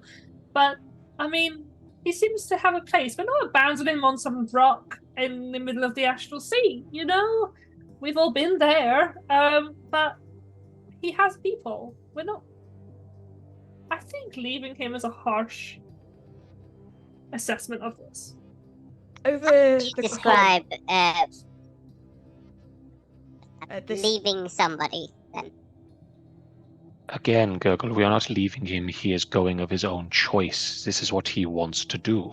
interrupting this conversation over the comms, there is a slight crackle in your neurochips, and you hear, hello? Is it? Can you all hear me? Do we all hear this? You don't, Scar. Do we recognize the voice? It's Seth. Shit! Oh, hello? Hey, Hello, Seth. I've just been. I had a couple of hours ago had a quite confusing correspondence with Scar. Supposedly giving me a mission report, but it wasn't exactly the clearest. And I just heard from Tarto that he wishes to leave the academy. Fuck you. Yes, Right, there's- say it. Yes, there's quite a lot of... Bella, Gurgle, I will fill Sayus in on what is going on. You just discuss amongst yourselves the Scar thing. I won't be a few moments. Okay. And Gio sort of gets up to just give her a full rundown of what we've been doing up to this point in an abridged. Yeah. So I can hear you echoing through someone. I don't know who it is. Yeah, so think can I. it's I Evan. think it's Evan because it's through Yeah. Gurgle's voice. Yeah, it was so through Gurgle's voice, and I got really confused. That was so weird. What did you eat? No, never mind. Well. No. Don't ask a question. So Sayeth they listen attentively, and kind of towards the end, they say, "Right, okay. Do you need me to send that ship, or do you plan to come here to then go on to Toril? You can intercept part way, or you can go straight there. It's up to you if you guys feel ready for this." Give You're me sure? 30 minutes to discuss with the other two about what we're going to do, and I will get back to you straight away. Other two. What happened Gurgle and to- Bella, because Heskar's staying, remember? Rory. Or Zero, Oh, of course. or One. Of course, I forgot. He's been so quiet. I forgot he was here. Yes, of course. All three of I will get back to you as soon as we've come to a decision. Okay. And Bella, you here? Is everything okay? Do I need to send backup? No. The Reaper unit's with you. Has something happened? The Reaper unit? Sorry, your friend, Rory. That's cut off from everyone, isn't it? Is that just to Bella, or is that That's to all just of us? to Bella. Right. I mean, he's recharging in some way. We had an issue with the teleportation circle. Oh, okay. All right. That explains it. Sometimes interfering with the weave in that way can malfunction some of the circuitry within automatons. So I will take it from you. He seems fine though. He's just powered down for now. Okay. Kind of leaving him to see if he sorts his shit out. okay, I appreciate that. And then opening comms to everyone, including you, Scar. The ship will be with you in 3 hours. We're dispatching it as soon as we can. It'll be at the lower dock. I assume near where you boarded. It might be difficult getting it in, but we'll try our best. We'll Be be aware there. of the illicits that surround Brawl. You're probably aware, but Someone mentioned this morning. Oh, it was in. Yeah, It was in my Rory's mission report, was it not? Rory's drunken ramblings last night. Yes. That would have been funny to listen to. It was quite the morning read, shall we say? Well, listen, shall we say? Amazing with a cup of coffee. it's a new feature. We didn't realize it could happen, but yes. No, well, whenever you've next got some downtime, I'll be sure to import in whatever it was, and we'll see what we can do. It does seem like a very fun time. I'll get the recipe from Luigi. Don't worry. And then And just if you could just let Bosun Tato know that very important mission that I'm being sent on is going to be carried out post haste. you hear Tato come over the comms. Yes, Scar. You can count on me. And so we say if the connection just keeps dropping. It's weird. Sorry about that before. Just, this kind of weird space things. Okay, bye everyone. Bye. Love you. Oh, big time. I don't think she likes us very much. I like her. Who doesn't? So after kind of further conversation, looking around as you're in the kind of main area of the tavern now, more and more people, they're staggered apart in groups, are beginning to be ushered in, typically through the side door. You can see that Luigi is kind of manning it, keeping a lookout, and then opening it quickly when required, but there's still no sign of Crux.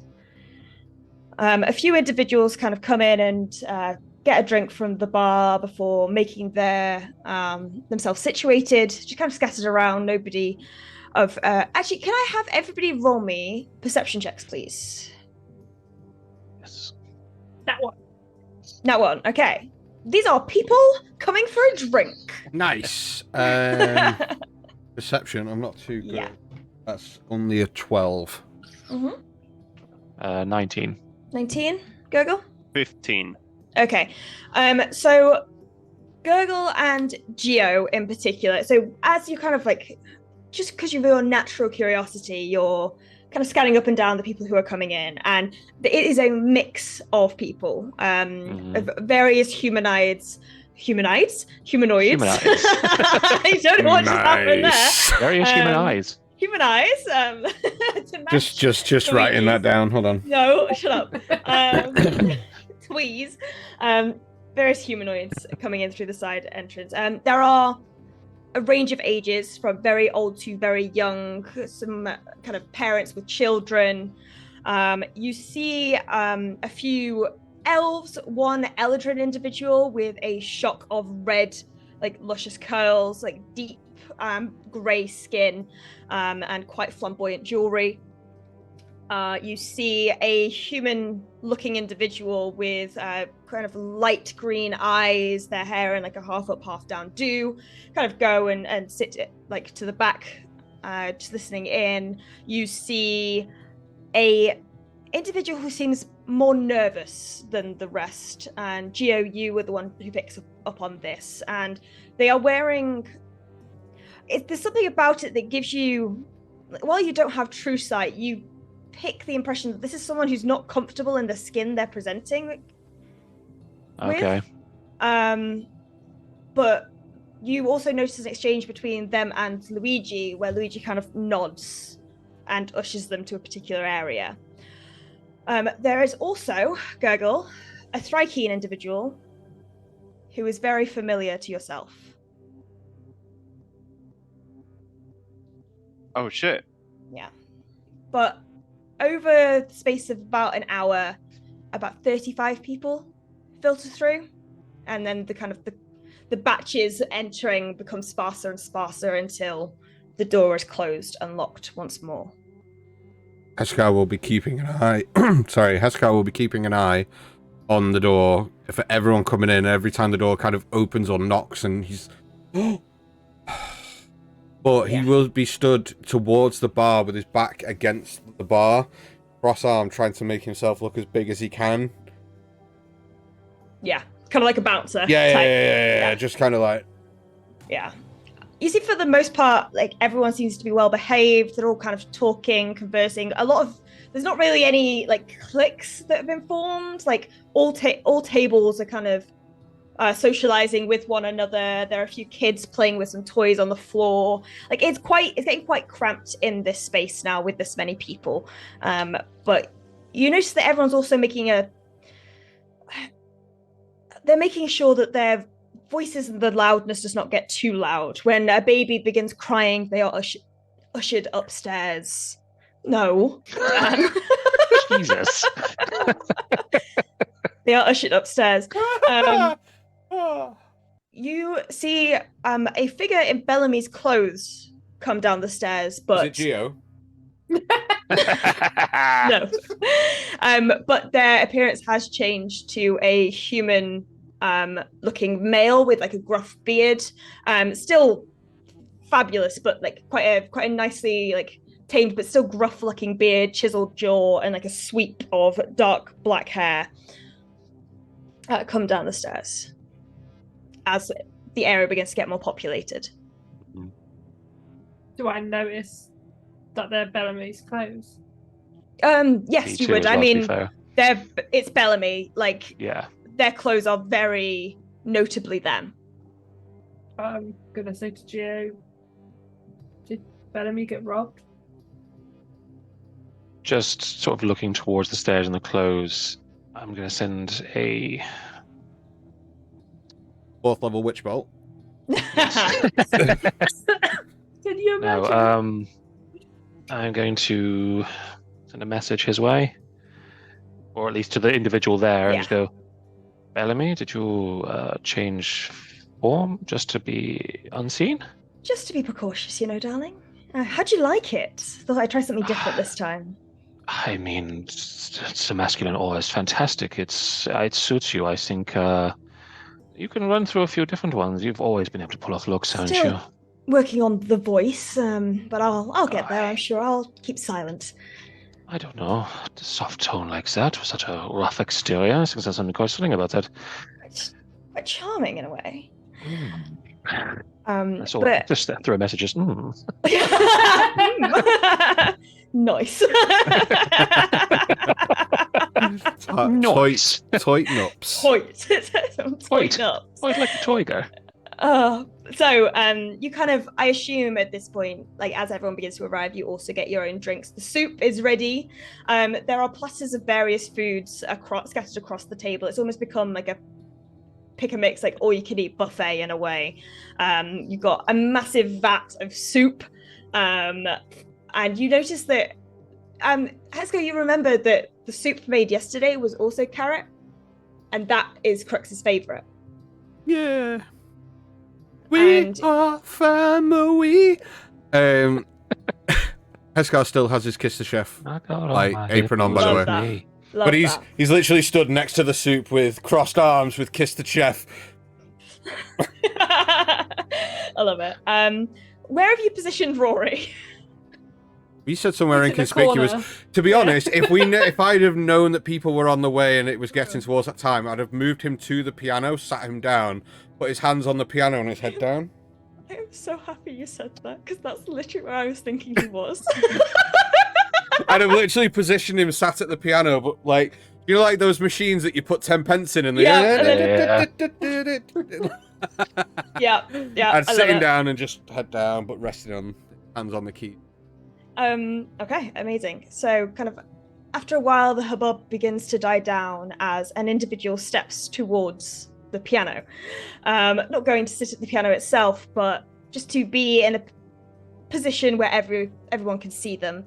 And you see a female, the female Eldrin that you spotted earlier with the red hair and the dark grey skin kind of step forward.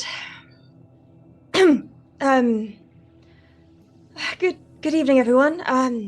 I just want to say a massive thank you to Luigi for hosting tonight. Not many of you know me.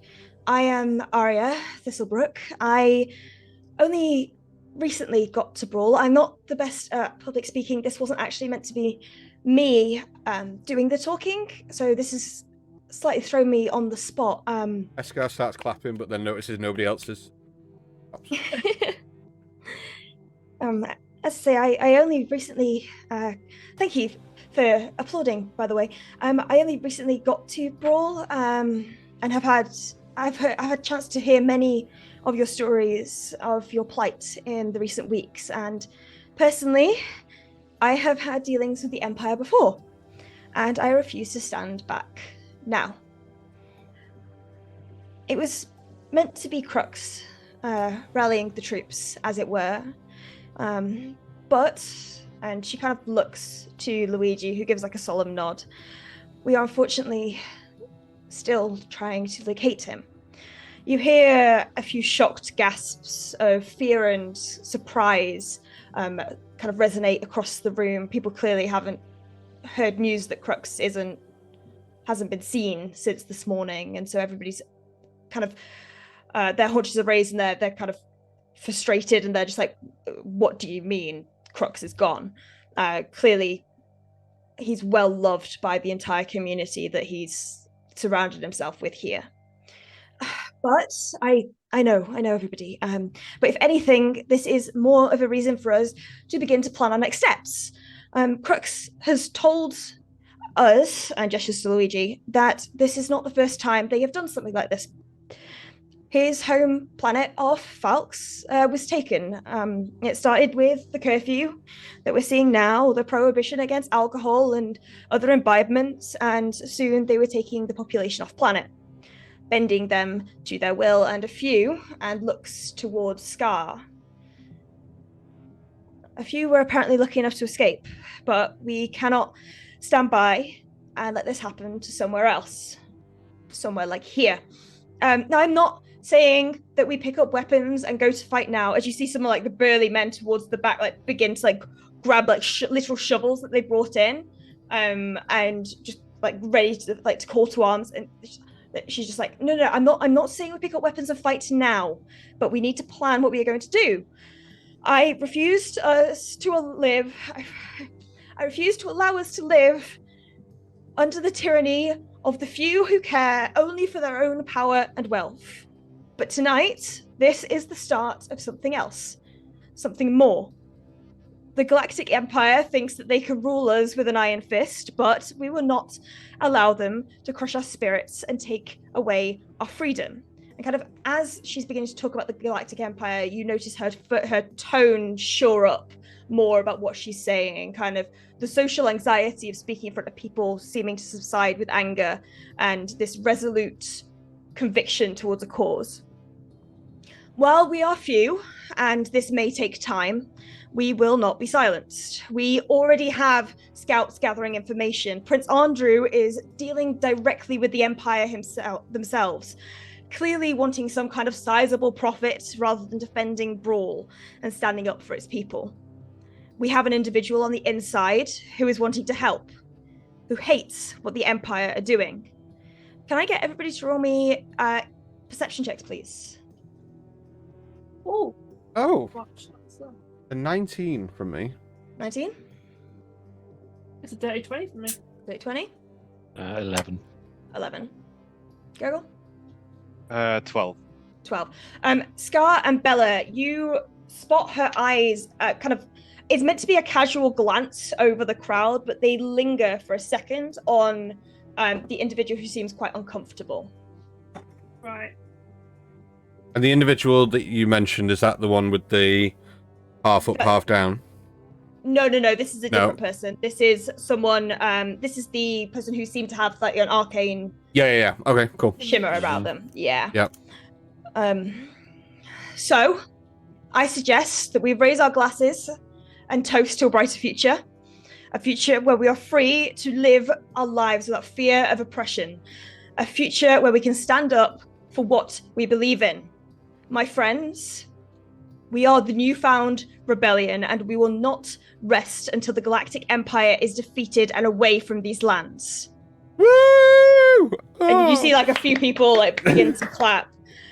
But as this happens, you immediately hear the crashing of glass, the scuttering of loud movements of footfalls outside. As stepping through, you see, through the windows themselves, you see some of the automaton units from previously, and an individual staring through one of the front doors casts a spell up into the air, and you see Luigi transfixed. And that is where we are going to... okay, they counterspell you back. Of course. You can't counterspell, can't you? You can. Yeah. It's a spell. Can you cast spell and cast counterspell at the same time? Hypnotic passive concentration. concentration. Anyway, we're going to go to the break. We were going to go to break while we Yeah. resolve this. Way to ruin the dramatic fucking... Get them. I mean, look, throw spells. I'm going to throw spells back. That's what I'm here for. Anyway, we will be back in about 15 minutes or so. So go grab a drink, go to the toilet, do what you need to do, and we will catch you in a little bit. Check out the Discord. The link's below.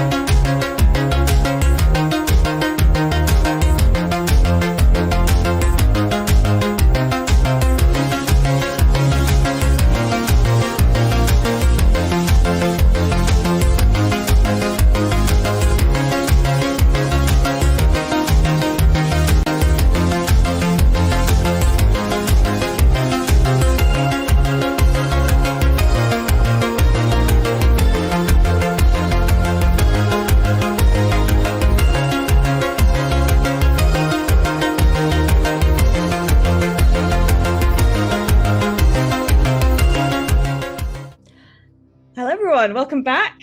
Thank you for sticking around. What had just happened is, as this speech was given by an individual named Arya, it seemed to be reaching its end, everybody kind of raising their glasses and cheering, when all of a sudden the glass panes in the windows shatter and fall inwards. Stepping through are various insectoid-looking robots and 2 humanoids at the moment. And a spell has been tossed into the room near where Luigi sits, kind of hovering behind the bar. I also need Scar to roll me a wisdom saving throw. Are we going to show the lovely people at home on that? Oh, yet? that didn't. No, I didn't pass.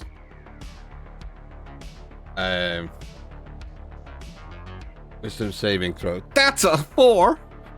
A 4. You see Scar also transfixed, looking up.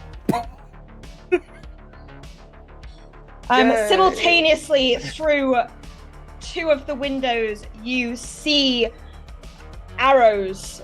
No, so through one of the windows, you see an arrow get shot towards the Thrykean individual that's sitting here. That's the one at this window here.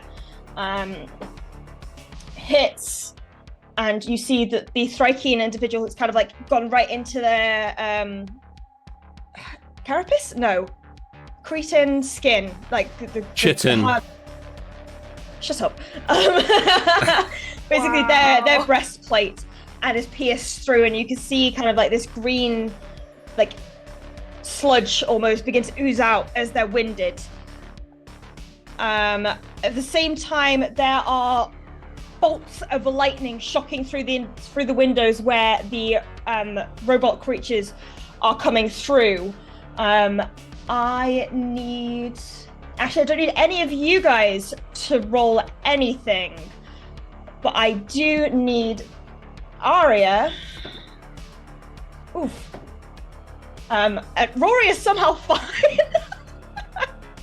Rory's just out of the blast radius, kind of like protected by the pianos, so kind of got cover. But you see Arya, like this jolt of lightning pushing through and almost rupturing, and you smell the burn wood as it's pushed through the wood panels on the floor, strike up and curl up at her feet and hurt her a bit.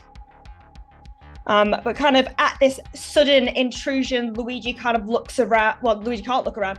Arya kind of looks around and looks to the back of the room, to the individual with the half up, half down do, gestures to everyone and gestures to the cellar, which is, you would know from your time in the kitchen, it is in the kitchen, down some stairs. There is a cellar. Right. I would like everybody to roll me initiative. All right. Okay. Let's go. Okay, I can roll that. Okay. I got a dirty 20. Dirty 20. Dirty 20 for dex? Heskar. Dex is +4. Oof. So I have 18 on Dex. All right, so it is you and then this. Scar. Okay, so any of those 25 to 20?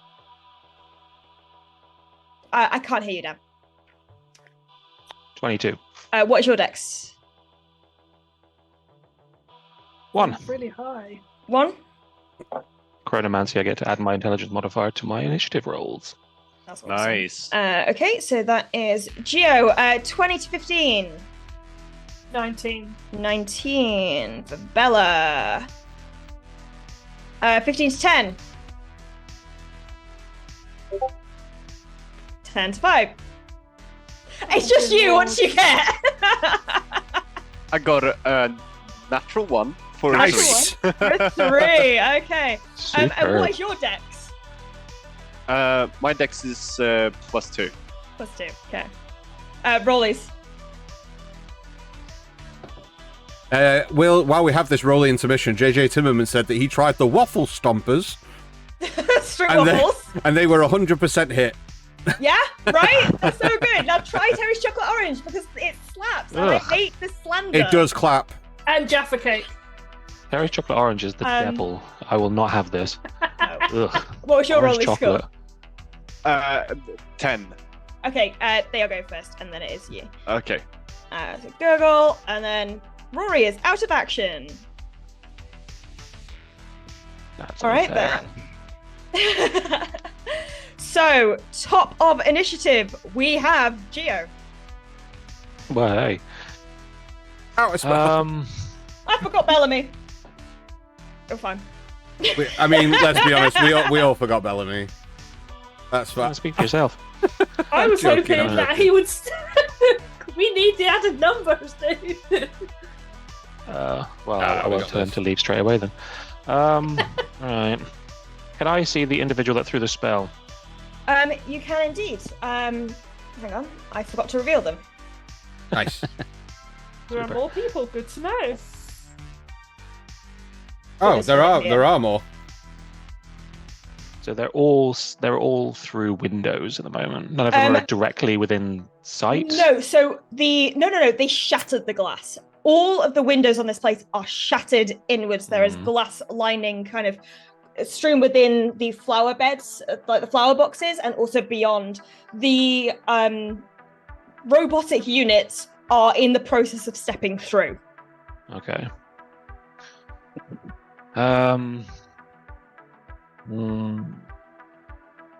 This is difficult. Right. Okay. I'll do that. I've just realized Bellamy's AC. Oopsie daisy. It's fine. It's fine. Right, okay, so as a free action, I'm going to turn to the person I'm going to turn to Bellamy as they are disguised. I'm just go, get upstairs, get the circle done, get out of here now. You do not have to be here for this fight. I don't want you hurt. And as he sort of takes from his pocket and the spell circle emerges, the little crystalline triangle appears and light starts to pour through it. I'm going to throw 2 of my hard light beams at the person casting a spell in the window. In the window. Okie dokie. Yes. So that'll be Hard light beam. Yeah, it's a spell I found that I like, so I'm using it as mine. It's Dark Side of the Moon sort of thing that he Yeah. did before. Yeah, pretty much. They come out as rainbow beams. Yeah. Rainbow Beam is a Rainbow spell Beam. I'm going to homebrew going forward. It's just a big Right. stick painted in a rainbow. A rainbow beam. Right, so first one is a dirty 20 to hit. Dirty 20.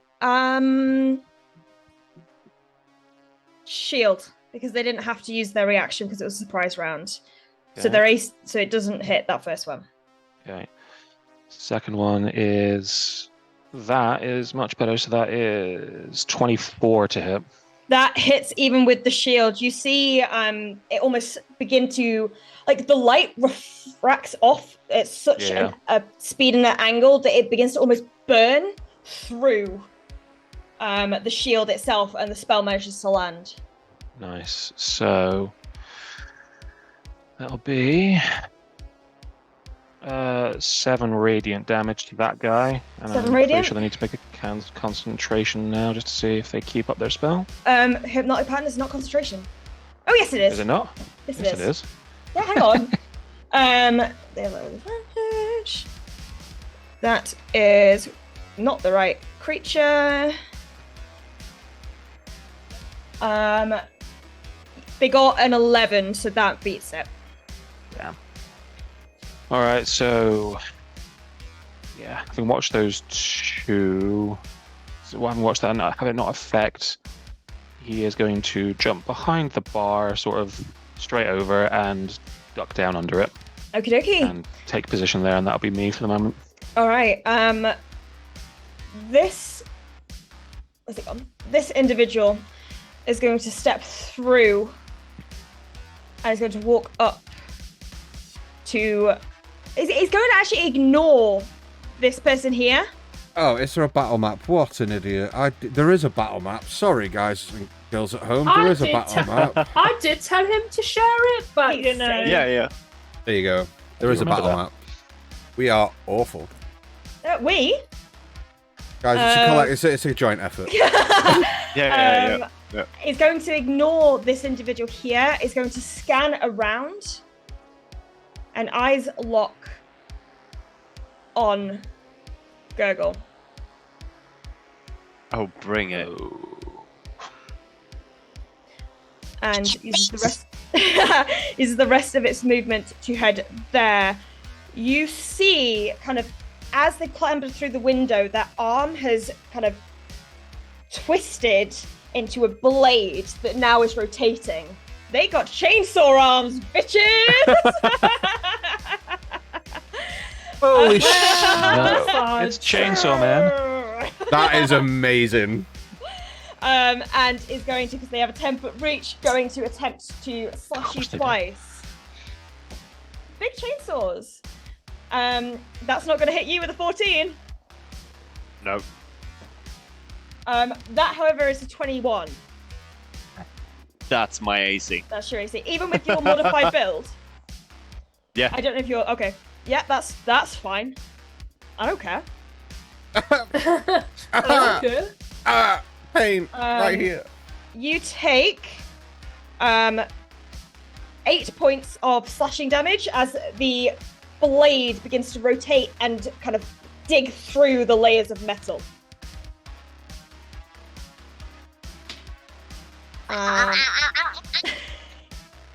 But that is its attack. Next up, we have Scar, who is transfixed. Can't What's wisdom- Scar seeing? Can't wisdom save either because it's No. hypnotic pattern in it. There is hypnotic pattern. What? Bastards! I hate what that spell. I know It's you the do. one. I hate that Let's bring it in. spell. What do you think is distracting Scar enough? Oh, He gets distracted by dust motes. I mean, it could be anything. probably.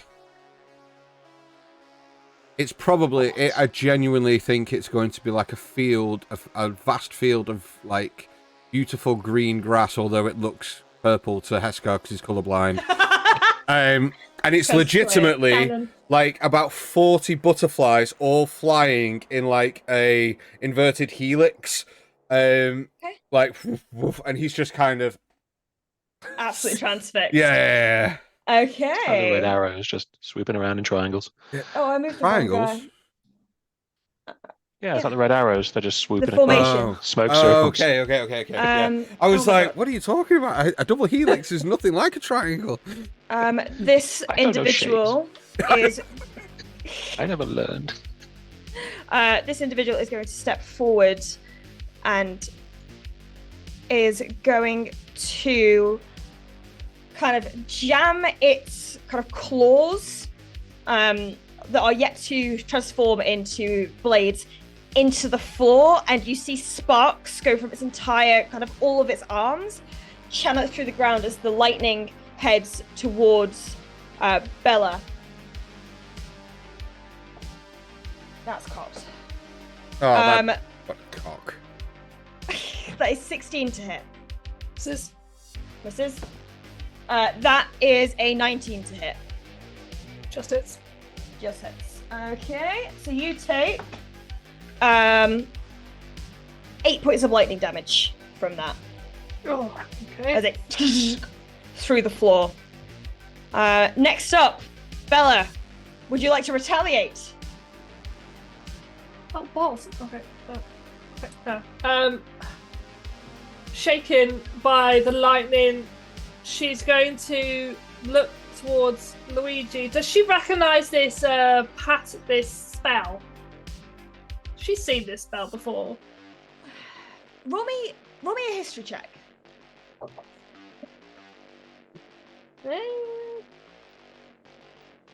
That is history, which is a H. Nice. Yes. Right. Plus 0, so that's a 15. You recognize the effects it's having. You don't know the specific spell, but you get the impression that they're not being snapped awake anytime soon. You don't know the specifics of the spell. I'm going to jump on the bar Okay. and try and just shake Luigi out of it. Okay. You spend your action to do so? Is it an action? It is an action to snap Yeah. someone out. Okay, then I suppose I'll do that. Yeah? Yeah. Okay. So you spend your turn shaking Luigi awake. This individual here through the window is going to aim their crossbow, their large crossbow, towards who is in her line of sight. Yeah, she's going to aim at the floor here. What did the floor ever do to her? It, them, And it. as as she aims the crossbow down, the arrow itself begins to crack and splinter, and as it hits the floor, it ricochets off into 3. And it will be cocked again. A 13 to hit Scar, which I don't think does. No, it doesn't. No, it's like it's 11 to hit the other individual, which misses. And it will hit Luigi, however, who is actually beginning to stir. And Luigi takes... Luigi... Oh, that was pathetic damage. Yay! Oh. Takes 7 points of damage, and I believe might be They snap out, right? Yeah. definitely. already snapped out. Oh, Kind of wasted my Sick. time. Okay. It did not hit Scar, so Scar is still vulnerable. Yeah, wrong I person. know. I'm just saying. Oh, I got that. Okay, the individual at the back table next to the Thrykean. Dan, please describe who it is we see and what they wish to do. You see, sat at the table, a rather large, 6 foot tall, human-esque individual, humanoid, with deep brown hair, long down the back, but also a top knot tied in, but the length of hair kind of forms into one long, like luscious locks down their back. They are wearing a chainmail piece suit of armor, with a very large, kind of ornate, polished wood staff, kind of resting on their shoulder. You see that they are kind of tanned in color, but like kind of an off tan, sort of has a yellow hue to them. They have these deep green eyes that kind of slit and look cat-like, and underneath their eyes, these 2 kind of dagger-like tattoos that kind of form from just underneath their eyes, going straight down their cheek towards almost the corner of their mouth. And where that kind of meets the corner of their mouth, it kind of intersects into their beautiful, luscious goatee that has kind of been cut into stripes on their chin. You see that, as well as the armaments, they have this beautiful fur cloak that's kind of draped over their shoulders. The fur kind of just resting on their shoulders, going down to kind of halfway down their back, and a beautiful flowing kind of deep green cloak kind of down their back. They will stand up and towards the room. As a free action, I will call people, make haste to the safety of the basement. Fear not.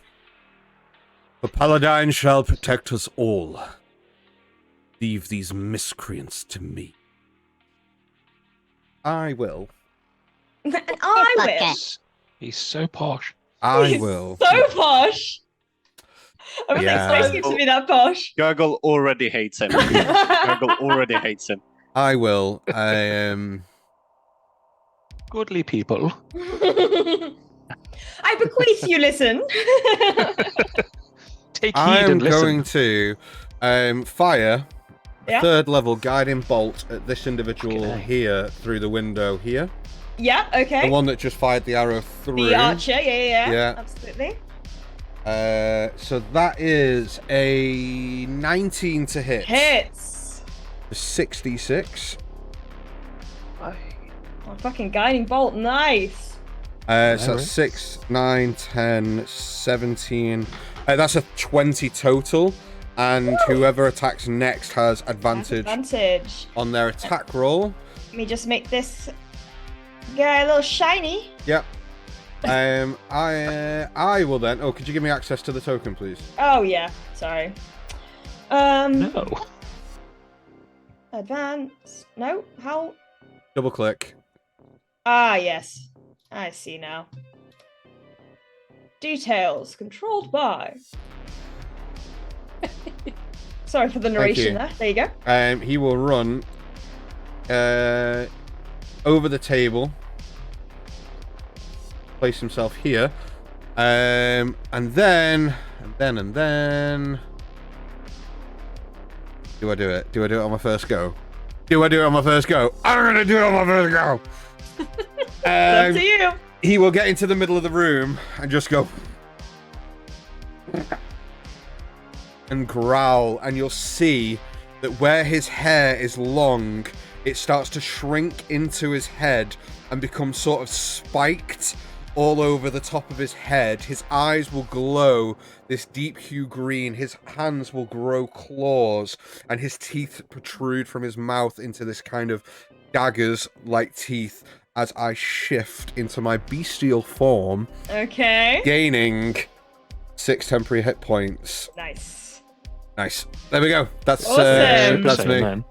Okay, so after your go, the civilians kind of look at you and look towards the door in the kitchen, and they all begin to file into the kitchen. They're trying to kind of like scrabble over things. Like there is no sense. There's only sense of urgency. There is no calm and collected nature, despite how calm your kind of delivery was. They're all kind of like, shit, good point, and begin clobbering their way through to the kitchen. I will say that probably about 10 or so individuals have managed to get down. 5 are in the kitchen. Well, 6 are in the kitchen proper, and then 4 are still clambering over. As a free action, that individual will go, "Be calm, for the evil that bestows itself upon us shall not see the dawn." Nell.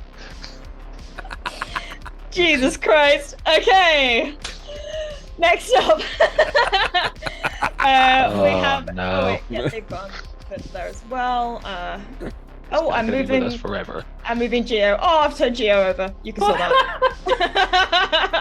I mean, at least ask first. Yeah. So this creature is going to step in. Is going to just go 30 feet, and then 10 feet towards Ro.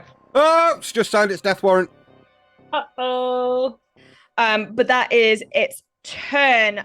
It is now this individual who kind of clambers through the door and rolls before standing up Parkour. and looks at everyone, kind of doing some calculations in their head before you see them pull out this crystal, this deep blue crystal, cracks it, opens it almost like a Pokeball, and I need everybody to make Constitution saving throws. Even Haskar, yeah? Let me just see. I'm never good at cones. I mean, if it gets Gurgle, it'll get Haskar. Yeah, let me just 2 seconds. 2 worries. seconds. A con save, yeah? It is a con save. Do I get anything for half cover? Because I'm behind the bar. Not for con saves, you don't. Oh. Yeah. Oh. So that's a 19 for the individual. 19 succeeds. And Haskar gets an 11. Okay. Oh no! Okay. That's fine. Mm. It's not a fail. Would it not be technically at disadvantage because can't technically save against spells while hypnotic patterned? He can con, it's dex save. Oh yeah, okay. Gurgle, what'd you get? 18. 18 success. Bella. 4. 5 fail. Geo. Natural 20. Natural 20. Natural success. 20. Bellamy as well also needs to. Bellamy succeeds. Yeah, he does. Oh, that sounded like a lot of die. Yeah, it did. Which would have been dice, but I don't know why I put it in a singular thing. Anyway. It worked. Like octopi. Okay. 36 points of cold damage to Bella and Scar. 36. Yeah. Shit. So you really didn't want to do 6 months of this, did you? What? Bella falls off. Bella falls off the bar. It was exactly her hit points. Oh my goodness me. I swear you have more hit points than that. Did you level up? I took the lightning damage. Oh yeah. Just before. So yeah, she falls off the bar just in front of the bar into frozen heat. Yeah, so you see Geo cluttering down by you, like ice kind of protruding from her fingers, which were reaching towards, I assume, her gun. And she's kind of frozen in place as she falls backwards. Some of the ice kind of cracking off as she lands on the ground, but right at your feet. Right. I'm gonna use my reaction to cast Absorb Elements. Absorb Elements, as this okay. hits me, So you got 18 points. You got hit for 18. So those who succeed get hit for 18. So 9 for me then. Mm-hmm. And Heskar is out of the thing, right? Out of... No. Snapped Heskar out fails. of... Yeah, but he snapped out of... Yeah, he snapped out, yeah. Yeah, Sam. 1,000%. Cool. Also Luigi took some of that too. Whoa! Luigi took all of that. It's fine. It's fine. Your encounter, man. Yeah. Okay, Bellamy. Bellamy is going to move to here, kind of pushing this other individual inside so that there are no more civilians kind of who aren't actively engaged in the fight, and is going to cast Otterluke's Resilient Sphere on himself, blocking the entryway to the kitchen. Nice. What? Otterluke's Resilient Sphere. Oh, sphere. I thought you said spear. I was never heard of that before. Sphere.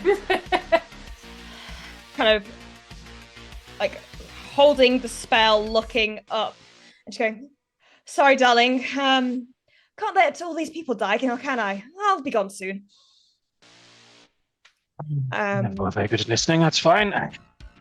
Luigi, who is back on deck, is going to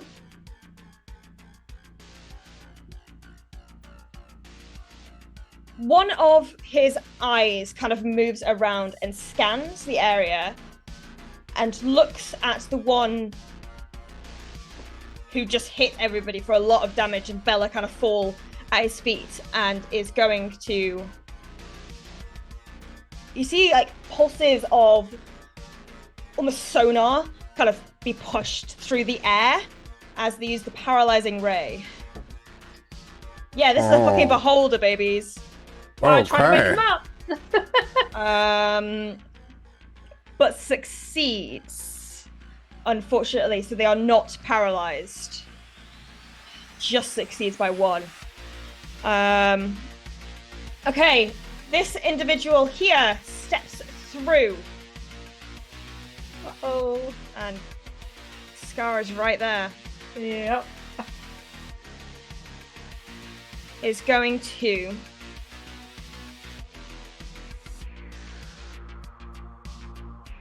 Yeah, it's gonna, in a sight that is very familiar to all of you, plunge a claw, a scythe-like claw, through Scar's chest. I was gonna attempt to. It will hit. It's a 20. Oh, Okay. Okay. It's low damage though. It's only 5 points of slashing damage. Okay. So you see that it's aiming for the central column, but just kind of skims through the side and just kind of causes you to bend over a little bit. You Okay. described that so much worse than it actually turned I know, out. Yeah, right? yeah. I I know. was sat here going, It Scar. rolled, Oh, it it's rolled fine.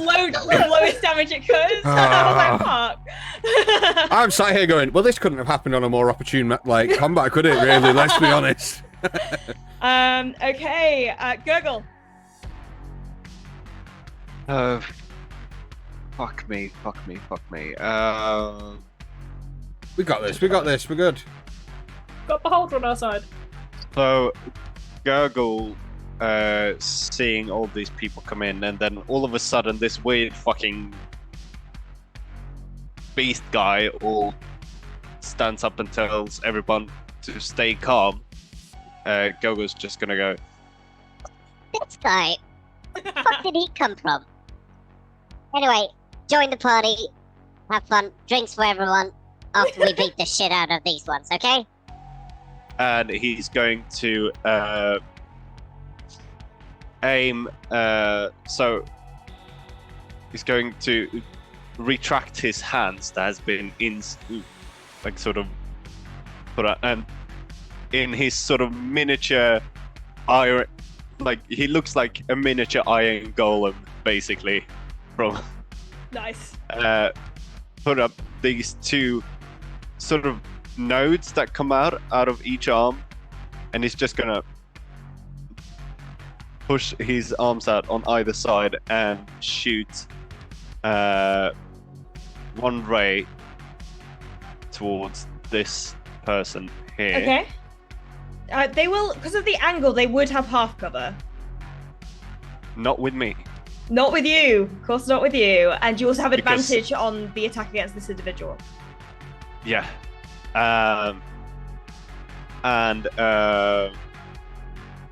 Which one was the one that casted the spell originally This on one. us? So he's basically gonna pull both arms out then and shoot once each at both of them with his lightning launchers that he now has. So first one towards the guiding bolted person. Yep, advantage on this one.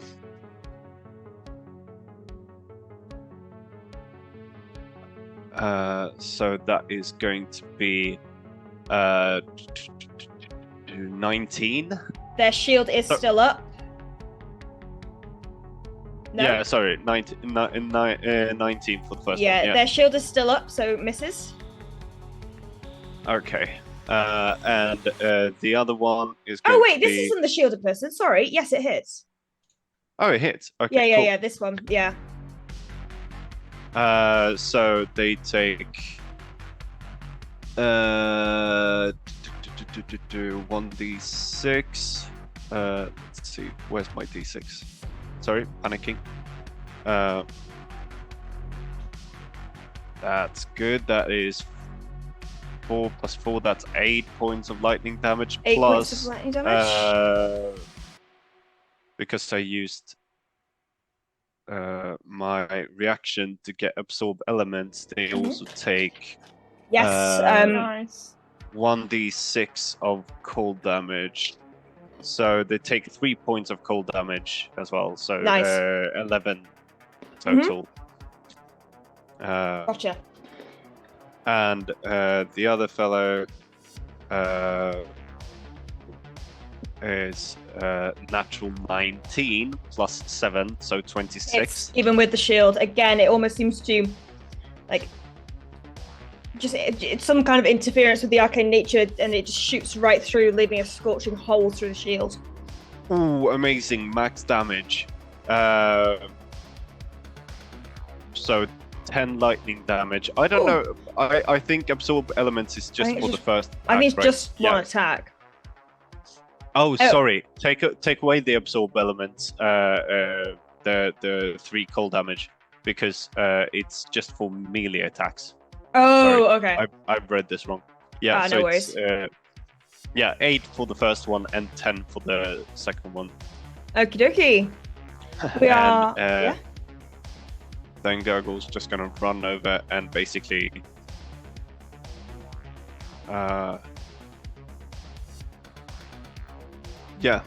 try to cover Bella Okay. as best as he can. You do so. We are back at the top of the round with Geo. Bella behind the bar, in front of the bar. Was she next to me or? She was front on of the it bar. and she fell in. So she's next to me. So she's next to you. Oh, I thought I was in front of the bar. I apologize. You got blasted backwards. That would make more sense, yeah. She's not like frozen solid though, is she? It's just No, it's kind of, ice it's almost damage, like, just like yeah, it basically, there was a kind of like a crust of ice that formed around her, and as she fell, it shattered. cool. Okay. But they are no longer coated in ice. Yes. Okay. So because we didn't take any of the things we had from the baking tray, like the sensible people we should be. All right, watching Bella fall to the ground next to him, Gio's gonna look around, bend down, and go, "No, not today.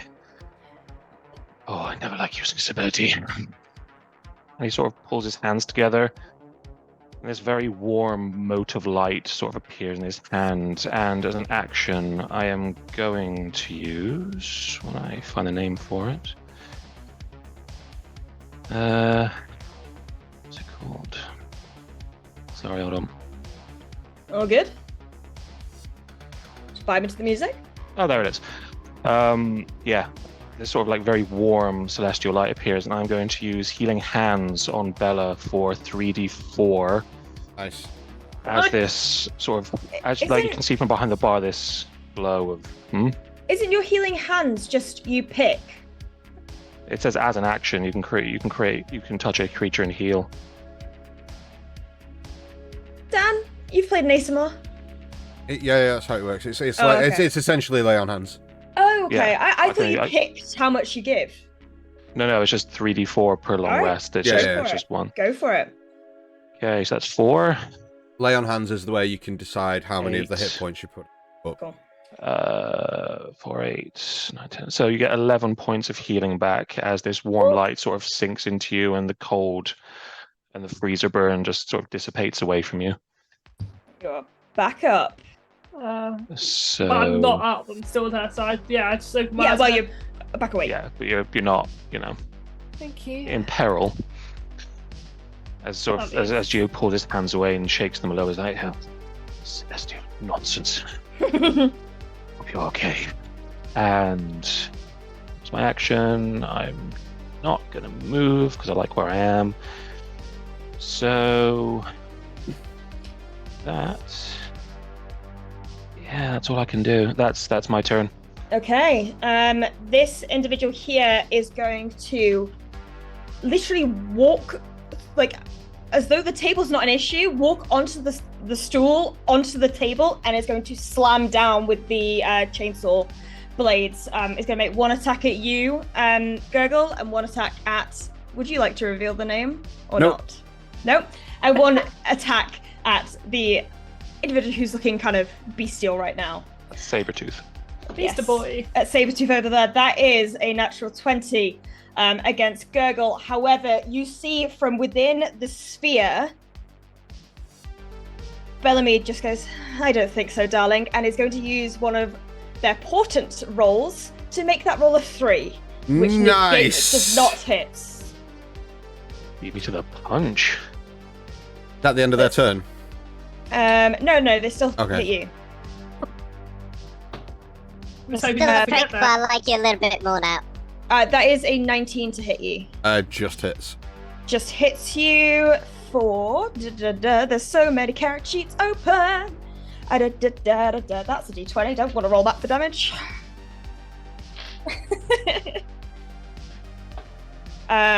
Pretty crappy damage. That is 7 points of slashing damage No problem. to Beast Boy. Yes, Yeah, end of their turn. it So- is. Ace, I will move Oh yeah. there. Okay. You do so, Scar.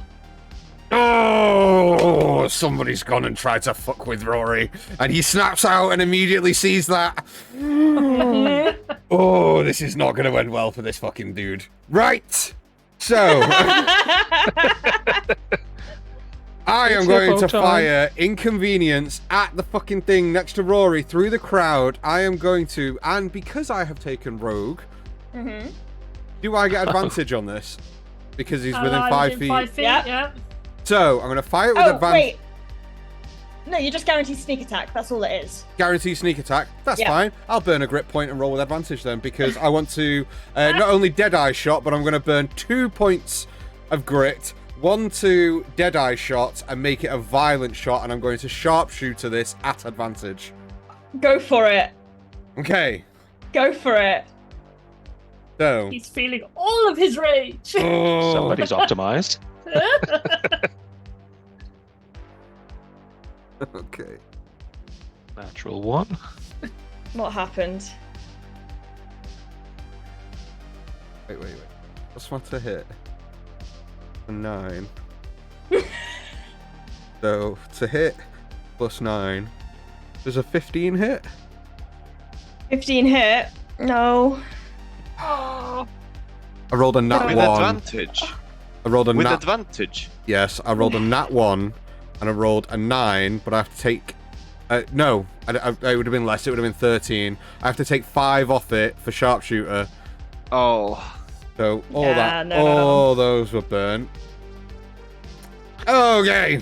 Unfortunately misses, but Now I'm really mad. no, you're really mad. Second attack. I want to fucking fire You it hear again. a clunking as it goes into the piano. Yeah. Oh. Second attack. Sets off the plate. Second attack is a 21. A 21 will hit. Right. Was that with sharpshooter or not? You didn't call sharpshooter. I didn't call sharpshooter, so no, it's not.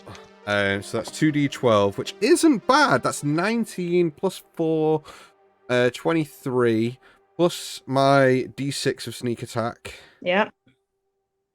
which is 3, so 26. Yeah. Yeah, 26 plus Astral Spark for 29 points of damage. Nice. Nice. I'm Nice. then going to action surge Okay. to do it all again. Because this for motherfucker it. is near Go Rory and for he's not allowing any of this. Right. First attack. Oh, that's not great. That is a 17. To hit. 17 does not hit. No. Okay. Second attack will be sharpshooter. Okay. Okay. 18 plus 9. 27 Will hit. minus that. Yeah. To 22. 22. Will hit. Okay. So that's 16 plus, so that's 20 plus 10, 30 plus Astral Spark, 33. Did you didn't include a sneak attack in that, right? You only get it once per turn. Yeah, I know. I was just checking you didn't. Yeah, only once per turn. Cool. So 33 points of damage. Uh-huh. Don't fuck with my rule bit. You see its entire arm that was just about going to grab Rory has been blown off. There are loose wires kind of protruding from the sockets, and you see it's kind of glitching slightly. Oh, it's not dead. Not dead. Oh my god, we need to fucking run. We Yeah. need You to were very, very close. Okay. We need to run. Oh, it's the basement of the dungeon all over again. Okay, and then Heskar will move, and he's Okay. going to run to there. Opportunity attack on him. Yes. Okie dokie. That is... Oh, for Pete's sake. Other one. There we go. That's gonna miss. Okay, sound. And then as Heskar runs up, he's gonna be like, "Watch out, weird guy! The things are coming through the windows!"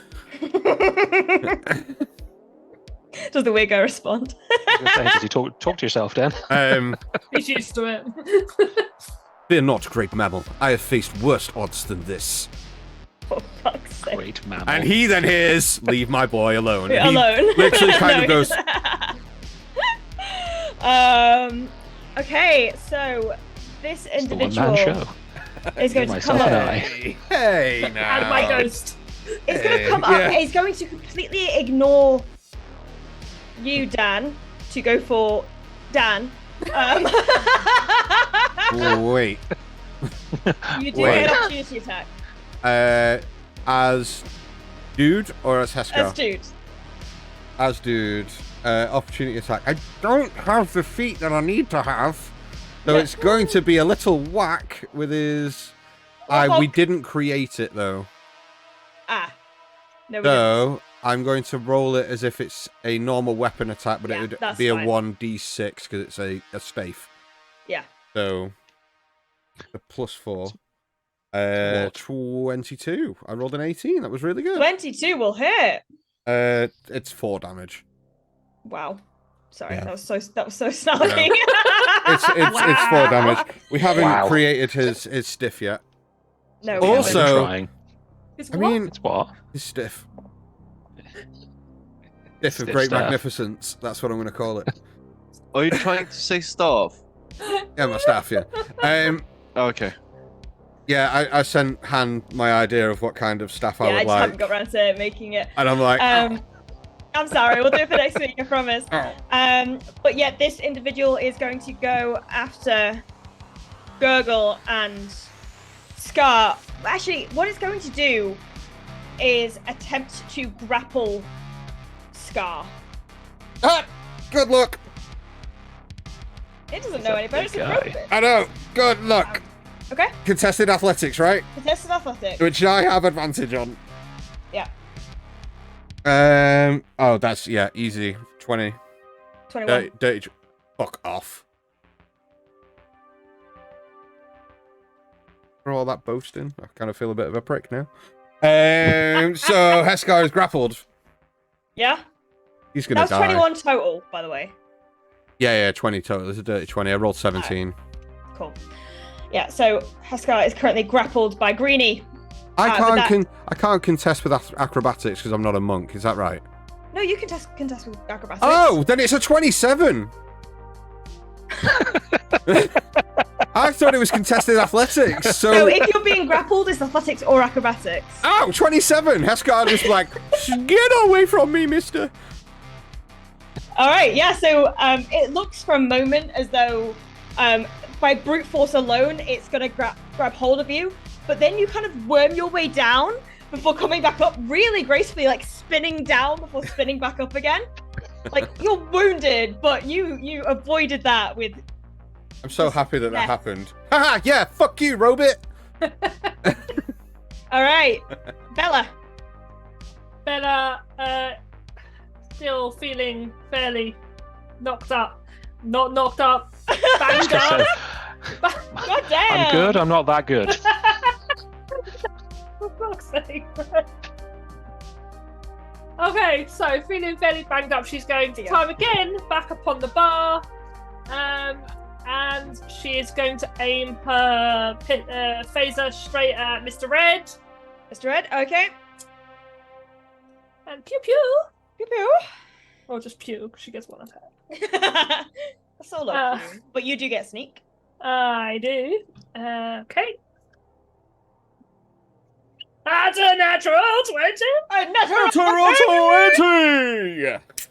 Oh, And yeah, let's go. that's better than my one from before. Right, okay, so it's 3d6. Go for it. Have you got the chunky crit table, or would you like me to get it up? Would you be able to get it up, please? Always, in the right circumstances. Oh dear. Dimly lit room. That's a 14. Yeah, let's move Double. on. It's a good shout. 28. It's 28 plus 2, and then I am going to do sneak attack, Uh-huh. Nice. which is, I believe, 3d6. I think you're at 3d6 now. Yes, I am. Which is 4, 6, and 2 is 12. 12. So 24. Number 24. Am I gonna do it? Yeah, I'm also quite a second attack, isn't it? Yeah, it's a second attack, so I won't take it. So we'll do chunky crits first. Alright. So 20. Way. I swear this dice isn't weighted. You need to make a con save of 19. Oh, A shit. DC of 13 plus character level. So plus 19. PC level. Yeah. Or- Okay. Yeah, roll it first. Nope. Okay, roll a D4, Natalie. You want a low number? 2. I think that creature dies in 2 rounds. Oh. Got a timer on it. Yeah, the creature's throat is hold on, I've just read it.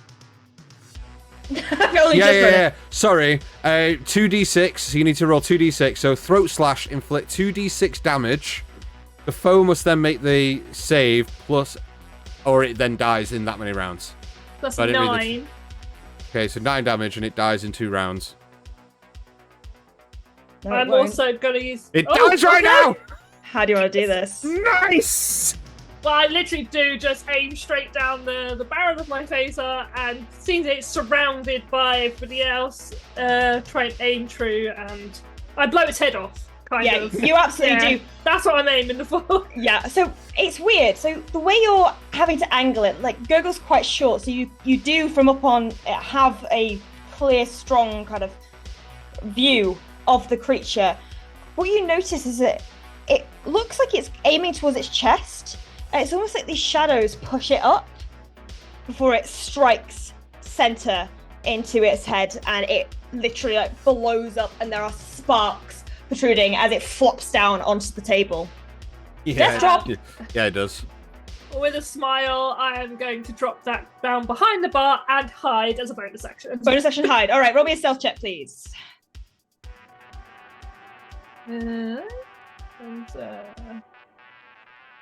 Stealth. Oh, yay. So that is an 18. 18. Okay, you are rather well hidden beneath that. Okay, so this individual is going to move over to this window and is going to fire at Gurgle. All right. We've got this. You guys are on the That ropes. Is a 22 to hit. Yep. We don't go at this. We should run. It's okay. It's low damage. It's 7 piercing damage. All right. And as the arrow sinks in to you, you see it begin to like flake away into dust before kind of reforming itself and landing back in their crossbow. Oh, that's Nice. Cool. Okay. Nice. Cool. Nice. All right, Beast Boy. Okay. Beast Boy, big boy. Come on, Beast Boy. Don't like that. As my action, I'm going to channel divinity, and Alright. I'm going to orders demand. You see that the individual in front of you takes his amulet and kind of pulls it off his neck, and holds it up, and it's a circular amulet with a triangle in the middle of it, and the triangle has this kind of like pearlescent hue to it, and he will hold it up. I need everyone within 30 feet of me that is an enemy to make a wisdom saving throw, please. So that is everyone apart from the individual next to Rory, I believe. Yes, it will be. Okay. And the one that's still outside that hasn't had a turn yet. Oh yeah. He's off my So map. the You know others. what? So You the know others. what? No! Keep it there. Keep it there. This is fun. Keep it there. We got loads of time. He got bored. We got loads of time. He's like, not I'm the- not so sure actually. I'm not needed here. As this individual will hold his amulet up, and they foul creatures. Paladine commands you to stop what you're doing and drop your weapons. Okay, so would you say con save? Wisdom save. Wisdom save. Ooh. These beasties are. Oh, nice. okay. 19. 19 saves. Greenie. Yeah. Oh. Piss. No. Failed. Fails. He is that creature is charmed and drops whatever they are holding, whether that's a weapon or anything in their hands. We'll go for a little wrench. Yeah. Simple. Okay, this individual, so the oh wait, hang on. Mage. Yeah, so this individual fails as well. Yeah. Drops whatever they're holding. This one too? Has to Yep. take one? Yep. That one succeeds with it. I assume a 19 succeeds. Yeah, 19 succeeds, yeah. Cool. Anybody I'm missing? No, just those individuals there. Cool. And they are under the charm effect until the end of my next turn, or until they take damage. So they take damage. Okay. Yeah, so that was my action. Yeah. My bonus action going to be quite nice. So I'm going to bonus action, mass healing word. I am going to target myself, Heskar, Gurgle, Bella, and Geo as my 6 creatures for 1d4 plus 4. I don't have a d4 of it. There you go. So that's 8. You all get 8 healing back. Nice. And as I have this really cool feature, which is Voice of Authority, when I target an ally, that ally can immediately use their reaction after the spell is cast to make 1 weapon attack against a creature of my choice that they can see. So it'd be a melee. Yeah, but it doesn't state within 5 feet of them or anything like that, which is why I'm going to put it to you. Would you rule it as they have to be within range of that as they make the reaction? Well, I will say no spells. No, they can't cast spells. It's a Yeah. weapon attack. I will allow a ranged weapon for this. I will Ranged allow weapon. Yeah. Okay, sound. And the creature I would like you to target is this individual here. Please. That's the mage, right? Yep. Yeah, that one there. So if any of you would like to use your reaction to use a ranged weapon attack, you can. Heskar is going to do so. Can I do it from hiding? I can't, can I?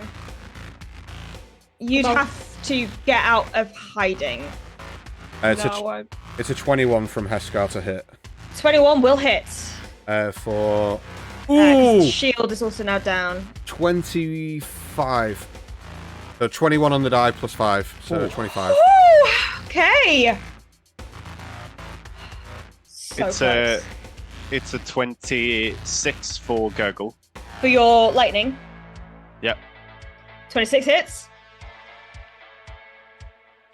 And that's 9 points of lightning damage. Okay. You see, as you both kind of instinctively follow the gaze of this individual who you don't know, raise your weapons, and the bullets from was it kind of bad news? Mildly disappointing? Inconvenience. Inconvenient news. Yeah, mildly disappointing. It's not bad Mildly news, disappointing. it's That's a just great gun. inconvenience. This is my lethal weapon. Mildly Mildly disappointing. I was just thinking of any synonym I can. Yeah, the bullet almost seems to like slow in the air slightly as the lightning from Gurgle catches up and wreaths it in this static crackling energy as it flies into the mage's chest, and you see, I've described it this way before, but basically an X-ray vision of the bones within this creature's body as it turns to ash. Nice. Finish him. And then, as well, Ash isn't there. I will use my. Damn.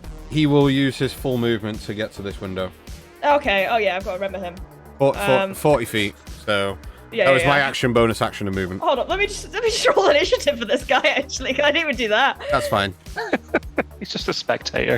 The first And day. as he just will watching. race at 40 feet in 6 seconds and skid to a halt and turn around and go, "We've already cast last orders. Be gone." He said it. He said the name of the thing. He did a thing! I did the whole thing! Inspiration, no? I realized that I probably should have hit the mage with disadvantage because there's an enemy and it's next to me and it's a ranged attack, but it hits either way. Okay, cool. It's all good then. I rolled an 11 plus. Yeah, the shield was down, so it still hit. Okay, so the Greenie over here is charmed, so cannot make an attack. I'm not making an attack until the Cannot end. make an attack. No, until the end of my next turn. Okay, then it is Bella.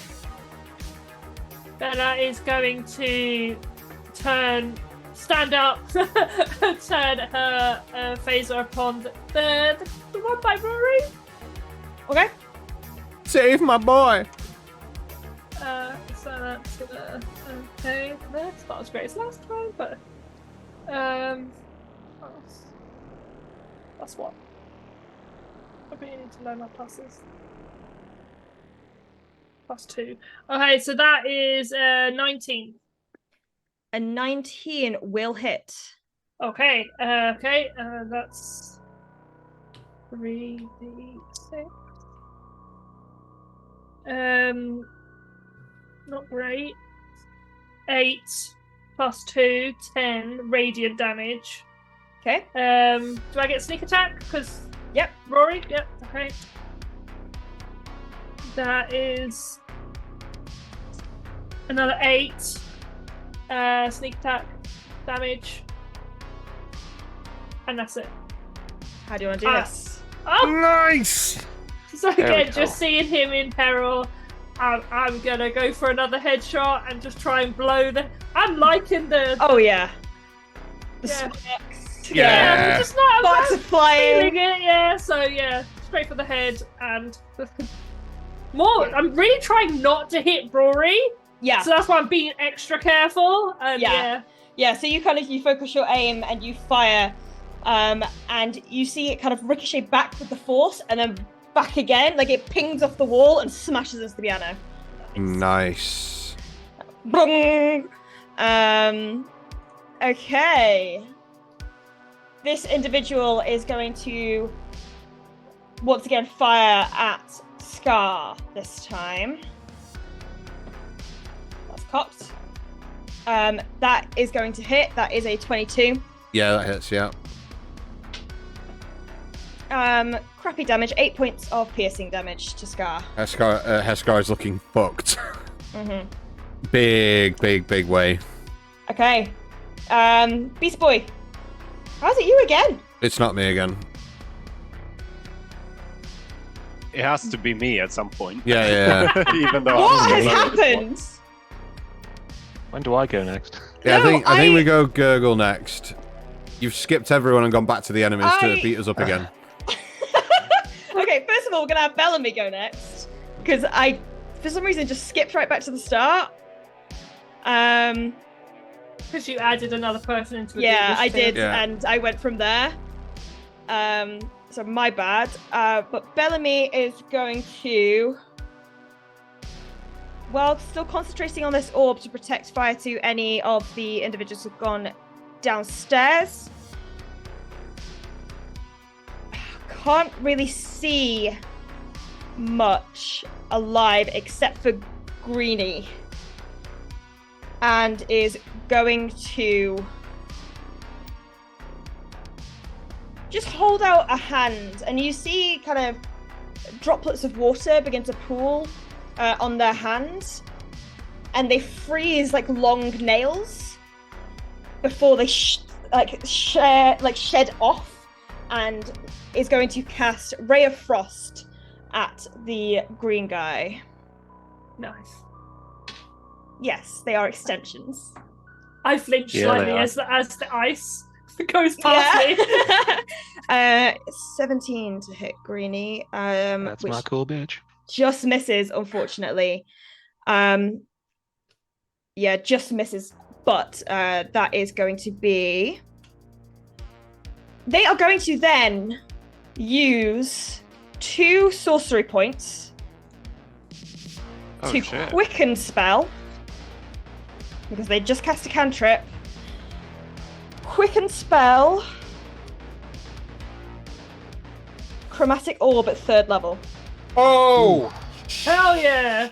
Yeah. That's Which like is definitely gonna hit. fucking 8d10 or something, isn't it? 3rd level. It's 5d8. 5d8. Still a lot. Damn. 16 points of cold damage. Ooh.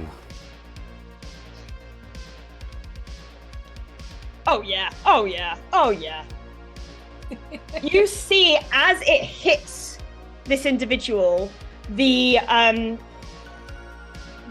frost, these nails, which are then kind of coated more and more as they also at the same time cast Chromatic Orb, melt upon impact and fuse with the circuitry and just spark, even more sparks than just you blowing off its head, all throughout its entire body, and it kind of just drops in the most unnatural looking position possible. So nice. Nice. Yeah. Nicely done. Okay. Then it is going to be Luigi's turn. Oh yeah, he hasn't gone in a while. No. Yeah, I'm real good, guys. I'm real good at running. We're not judging, sweetheart. We're good, we're good. Don't worry. Yeah. Luigi's getting pissed. His piano has been ruined. There's an individual going for Rory who is unconscious, which is a no-go in his book. You do not go and try and attack the defenseless. Bella had fallen and is now up. Scar is looking on the brink. And you see the laughter, this big smile that had always been there, turns to an angry, just grimace. The brow furrowing as his eyes flash red and then green, a sickening green, and so they cast Disintegrate Okay. at the archer. Nice. The one in the window. Yeah, the one on the window, so dex save. Oh, even with all those pluses, that is a fucking fail. Oh, man. Whoa. It Sorry. feels like I'm being in actually touch with there. Right? Like, oh. I don't know how to not breathe yet. I know, I'm sat here going, fucking just tell us when it dies. I'll tell you what it does. It does 72 points of force damage. Can I? As Fucking through hell. the window, the sickeningly green, globule fires through and hits the forehead of this individual who's trying to flee but is not quick enough, and their skin begins to melt. Their bone begins to melt. Organs Yeah, it all melts. We get it. We all feel sick. Fuck to it. turn to dust, and you just see a gust of wind blow the disintegrated pieces of this individual away. So What is fucking it? It's sick. the Ark of the Covenant. Yeah. Yeah. That's what I was picturing. So good. That was such a good description. All right, Gurgle. I think it's Geo first. No. No. Shit. No, Wait, it's we you. skipped. It's you. Oh, okay. Trying to rectify, that's all. Fine, I don't need a turn. Mr. Robot Man over there, Mhm. he's not been taking any damage He has from not. what I can recall. And it's only them left and the person. Yeah. The person who was super in on the fight. Yeah. Yeah, just Yeah, been the watching, guy. like, I'm just tracking these movements. I'm just seeing what these guys are doing. literally just imagine him stood there going, I was told to, go when somebody said when, and I ain't heard when yet. Said when. I This started is- 2 days ago. No one, I don't know. Yeah. Not me, I've just come here, well. Empire So came as round? Mr. Greeny falls Yes. next to Gogo, Gogo's just gonna place their arm on top of Mr. Greeny and sort of push down and be like, You steady there, please. And he's gonna sort of use the shoulder of this Steady. robot as it slumps down to Yeah. steady his aim, and the sort of node is going to spin and turn red as he casts heat metal on the So fucking clutch. the robot. Nice. Okay. Now Robot. I need to double check Fucking this. hate that So spell, dude. yeah, Like, there's physical contact with the object, 2d8 fire damage when you cast the spell. There's no save. No, I For think heat it's just metal. until you remove the metal. Yeah, Yeah, it's just Yeah. armor and like Yeah, held yeah. items, so it is itself. it says that if a creature is holding or wearing an object that takes damage Yeah, from yeah. Roll me the metal damage. object, they have to make a Constitution saving throw or drop the object if they can. Okay, so still have to make a Uh, con save though. Yeah. Okay. 16.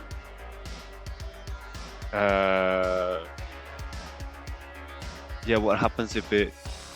I think it's It 6. drops Takes half. drops I it think. if It can't drop anything, is the thing. No, It's it itself. can't drop shit. So I'll say it just takes Still half takes- damage. right, so 2d8. Wait, I don't understand. So No, is the it just con save automatic is- damage then? Yeah, it It's is. No, automatic it's Full. basically Yeah. it's automatic damage. That's but what I the was con saying save is beforehand, basically so if they are just able do to it. Yeah. hold their weapon still, but they, I mean, it's their armor, it's their Yeah, body let's basically. look Yeah, at yeah, it.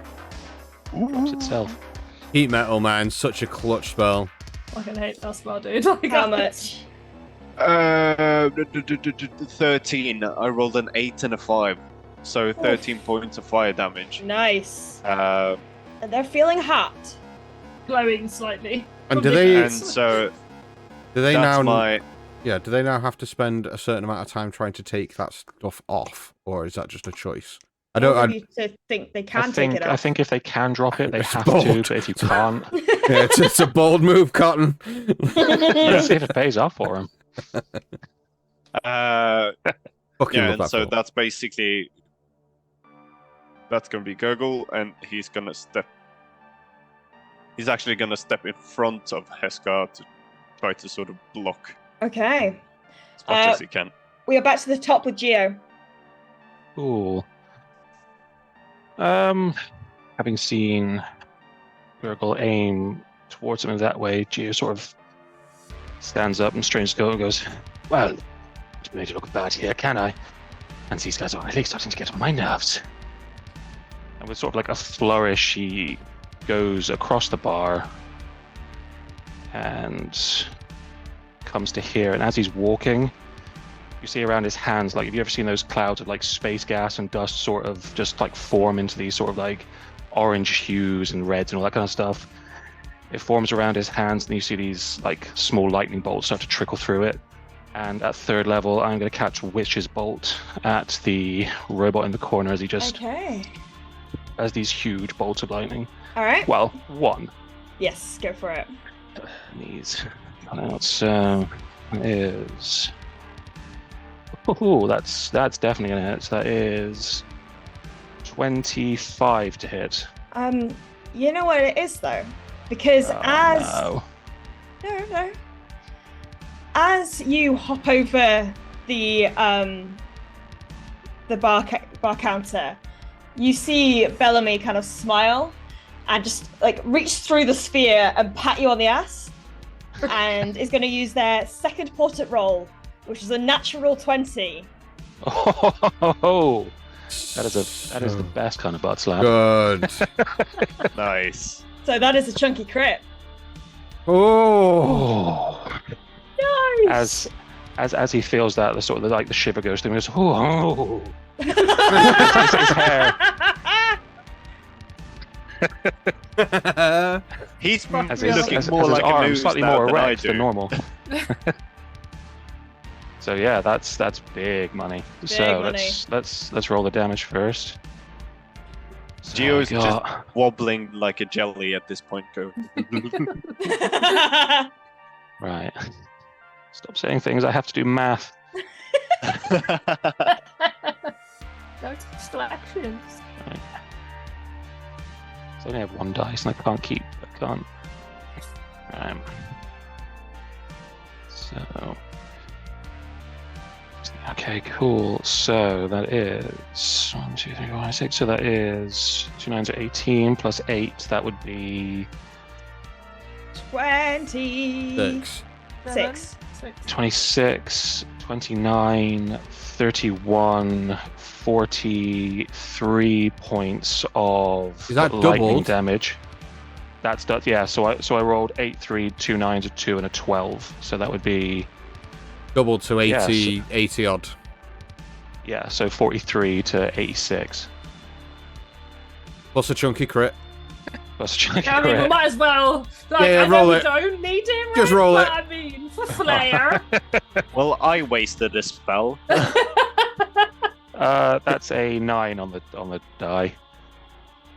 What's the name? It's not going to matter, but the foe stumbles over its own limbs, falling prone. Make another attack.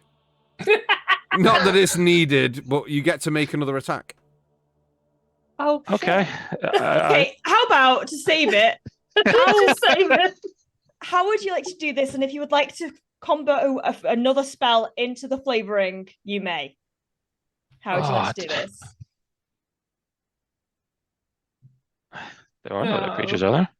Yeah. They can't see. Yeah, that true. can't see That's it. true. That's true. Oh yeah, Beast Boys stood right in front of him. All right, so it's just going to be another witch spell because I don't actually have that many assaulting spells. Okay. I'm more of a All right. background wizard. But as he sort of comes out and you see these clouds sort of start to like form around him because of sort of Bellamy giving him this pep up, they just sort of form around him into this huge sort of like quasar of like electricity and sort of lights and bolts and stuff. And just from it just rains sort of, it comes together into this one bolt and just goes down onto this thing. And Yeah. it just Almost like a lightning bolt from the gods. If you gave any Yes. weight to that sort of thing, it's almost like the sky opens up above the creature, and this arcane, like cartoon-like bolt strikes down as it is pushed to the Amazing. ground, and torched. So sick. Okay. This individual is actually. So Scar, did I give you a turn when I fucked up? No, I don't believe I did. No, his was a reaction to part of the beast one. Okay, what would Oh, Scar yeah, like yeah, to do? All Scar is going to do is run to here and hold my attack. Okay, He holding will your hold attack. a single. He'll hold inconvenience and just kind of aim it over the shoulder of the other individual. Mildly disappointing. Yeah. Okay. mild inconvenience. This individual seeing snippets and hearing kind of the cries and the clangs of metal is going to try to get out and is going to flee. I mean, that's fucking fair. Opportunity Like, attack. Yeah. I'm specifically going for their legs. Okay. Crop him. That's a natural 20 for a 24. Yes. Oh, boy. Yeah, that will. Oh, It's a 24 Yeah. for 9 points of damage on that. Yeah, you get a grip point back. And I'm going to. Oh, wait, you're not. Sorry, wrong character. And I'm going to roll on the chunky crit table. Mm-hmm. 15. Blow drives the foe to the ground. Inflict 2d6 damage, and the enemy is not prone. Oh, shit. You did exactly what you wanted to do. I know! yeah. Oh, shit. And that's another 10 points of damage. Nicely done. I we knew. should Leave try me and alone. go. No.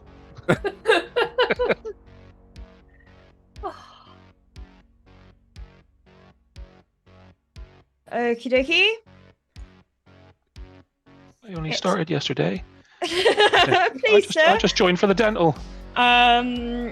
He's gonna need it. Okay, so Scar's holding attack. Bella, Had her turn.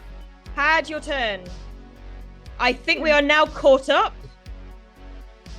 Yes. Yes. Yeah. Should be. I think it's my go next as well. It's Geo first in initiative. Yeah, but Geo's I just just had my gone. go. Yeah, let's go you. Okay. Let's go Apollo. No! Shit. Nothing was I said. didn't hear it. No one said it. Heard anything. It It's cut fine. out. Yeah, yeah. Say again. Nothing. No, Beast Guy. Yeah, Just go Beast Boy. Thank you. He will step forward. Marco. He will step forward Hello. and, as my free action, kind of step over as this guy kind of turns over and he goes, "Well, you have fought well, my friend, but the battle is done." And he'll hold his hand out. Help him up. Okay. Does he grasp his hand? Oh, the fake out. No. He doesn't. No. Oh, then I'll lean down and fucking inflict wounds to him anyway if he doesn't grab my hand. But the idea was he was holding his hand out, and then as soon as he grabbed it, he was going to inflict wound. So, there you go, DM. All right, make it worse for yourself. So that is a 19 to hit. 19 will hit. I have to go and get all my d10s. 1 second. There we go. This guy literally shot out of the fucking sky. So that's 31 Woo! points of necrotic damage. Necrotic damage, yep. Still not dead. Is he not? Nope. Then I will release Inconvenience. Wrong Heska. character. You didn't actually Uh, name your trigger. I know. And Are you not going to let me, though? That's fine. Didn't you? That's fine. Didn't That's fine. you shoot Inconvenience? No, No. no, To no. make I him held my perform action, but I didn't tell. No, I no, didn't no, say that what was the a trigger scar, was. not as... Yeah, I'm sorry, I should have prompted you for that. That's fine. Beast Boy is in front of him, That is true. Yeah. leaning over And him, on the disintegrating his ground. body. Then I will hold him down as I do that, and kind of like just stand over him. Yeah, so you just kind of... Roll me an intimidation check. As his He's chest already cavity is ran. melting away. Like, Oh no, no, this he's is not. something else. Oh, that should have been advantage because he's prone. Roll me again. Just see if it's a nat 20. Yeah, it's not. It's fine. Alright. Intimidation. 11. Okay. Too well spoken. Stay down, heathen. Stay down, heathen. Okay. Bellamy, seeing that the immediate danger is past, is going to drop Ocelot's Resilience Spear and is going to move over here just to assess the situation, but isn't actually going to do anything on their turn. Luigi is also not going to do anything. It's just you see him breathing deeply. That glow of red still in his eye. Okay, Gurgle.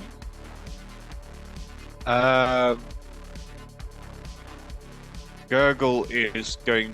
Luigi's taking damage, right? Luigi has, yeah. yeah. Gurgle's gonna step. Nah, fuck it. Gurgle doesn't care about that. Gurgle's gonna go and loot. Gurgle's gonna go over here and start looting bodies. Investigation check. Gio, back to you. Okay, so sort of the sort of quasar celestial cloud sort of fading away from him and just sort of dissipating into nothing. He turns and like throws his coat closed a little bit as it flares. Well, I think I have you to thank for that. That was invigorating to say the least. I simply saw your potential and amplified it. You always did have a good eye for people around you. Now, this thing, and I'm going to look at the robot in the ground in front of me and see if there's enough to collect for examination. I want to try and sort of piece together pieces. If I can sort of try This to. one is without a head. Which one? The red one. Red one is without a head. Greeny Electrified himself. electrified himself. Okay. He didn't do it so- himself. Yeah, sorry. All right. So, I mean, seeing as what we're doing, I think I'm going to have a quick investigation on Red Guy, just on the body, to see if I can see like arcana sort of ideas of what it may be, sort of what's powering it essentially. If there's anything. Quick arcana check from you, Scar. Hey, seeing that individual has got somebody pinned, he's going to step out through the door to here, and look at the other individual and go, "Well, is that it? Move out of the way, I'll do it." And he's just going to point blank fucking blow this fucker away. Go for it. Roll me to hit. Wait, point blank, is that advantage? He's prone anyway. Oh, right, fair enough. Are you feeling wacky punk? It's... Are you? It's technically with disadvantage. It's technically disadvantage, but it doesn't matter for Scar. He's got sharpshooter anyway, so it doesn't matter, doesn't it? Oh no, it doesn't matter. Right? Yeah. Yeah. So that's 17 to hit. Misses. Fire again. That will hit. 18 plus 9, yeah. 27. Oh! 24 plus 4, 28 plus astral, 31. How do you want to do this? Okay. I've got to make this good because this is Heskar's last hurrah. He's literally going to shoot once, and as the creature, as it moves its head, Heskar's going to kneel down, kind of crouched, and just put that inconvenience to the side of his head, and just go, "Nobody hurts my friend Wally. Got it? Let me jog your memory." Boof. You just hear I didn't. I love how the accent just stuck to this guy. And then Beast Boy will turn around and go to Heskar and go, "I admire the fact that you have so much conviction. You'll be a good ally in the wars to come." And okay. With that, you're out of combat. Luigi, still breathing deeply. Eye slowly returning, more of an amber right now. Still got a red tinge to it.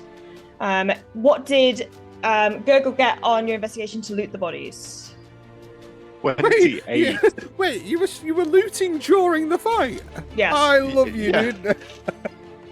Okay, So 28. Yeah, I have expertise in investigation, which I completely forgot about. So I rolled an 18 plus 10. Jesus. Nice. Okay, so you find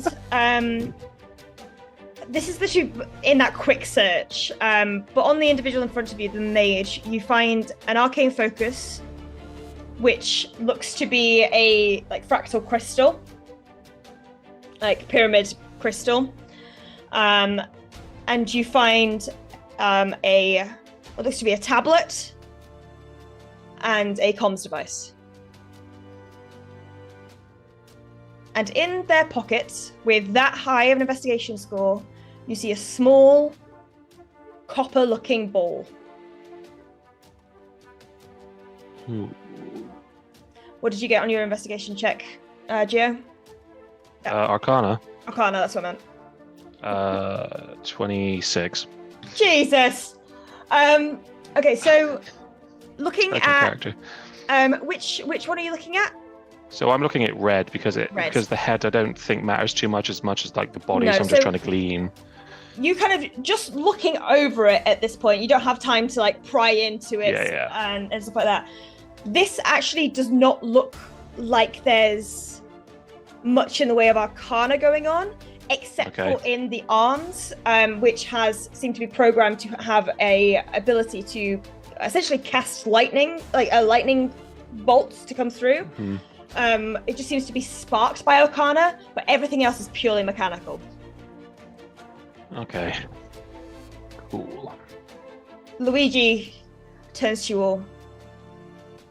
What are Scar and Beast Boy doing? The Scar would immediately run over to Rory just to check him over. Beast Boy will walk in and walk immediately up to Bella. Okay. You fought well, but I see that you have sustained grave injury. Would you please allow me to care for you? Bella places her hand on the bar and kind of just like kicks her legs over, and so she's now sitting facing him on the bar. And then he will action cast Beacon of Hope at first level to gain full healing on my Cure Wounds. For third level, so that would be... This is like 2 rounds worth, yeah. Yeah. So he's just going to instantaneously cast Beacon of Hope and then cast Cure Wounds straight after. 3 8s is 20... 16, 24 plus 4. You get 28 hit points back. Nice, thank you. See, suddenly feeling so much better. She gives a good big old stretch. She's like, oh, thank you. What's your name, by the way? We didn't catch it in all the din. Allow me to introduce myself. My name is Apollo Xerxes. That's quite a name. Such an extra name, I love it. I mean, it fits the character, right? You all fought valiantly. Luigi, I must give you my utmost apologies. Your beautiful bar has taken somewhat of a hit. However, friends, I must implore you. To stay here is to beckon forth further evil onto our heads. Movement at great speed is what is called for. You all need to get out. Why is Luigi Scottish out? Exactly as Luigi has just... Is there a way out through the cellar? No, there's not. Need to get to the lower dock. Need to leave now. We need to tell everyone else, though, too. I will sort the others. You have all fought valiantly. You have done well. I shall escort you there. Sorry, just who are you again? I appreciate what you have done, but just what is your purpose here? Calling? Why are you suddenly so interested in what we are doing? Questions have time for answers, and the time is not now. But please, the answers that you wish to receive will be given at the most opportune time. I mean, none of you any harm, but we must get out of here, and we must get out of here now. Oh, Jesus Christ, let's just go so this guy stops talking. I keep hearing that deity's name. Who is that? People say it every so often. Can someone grab Rory? Heska That's right. will be looking and tending over him and kind of look really deflated, beat up. This goes far deeper than we even realise. And if we all just run away, who's going to protect all of these really nice people that have come here to help everyone else out? Look, you guys go. I have my very, very important missions to achieve on my own.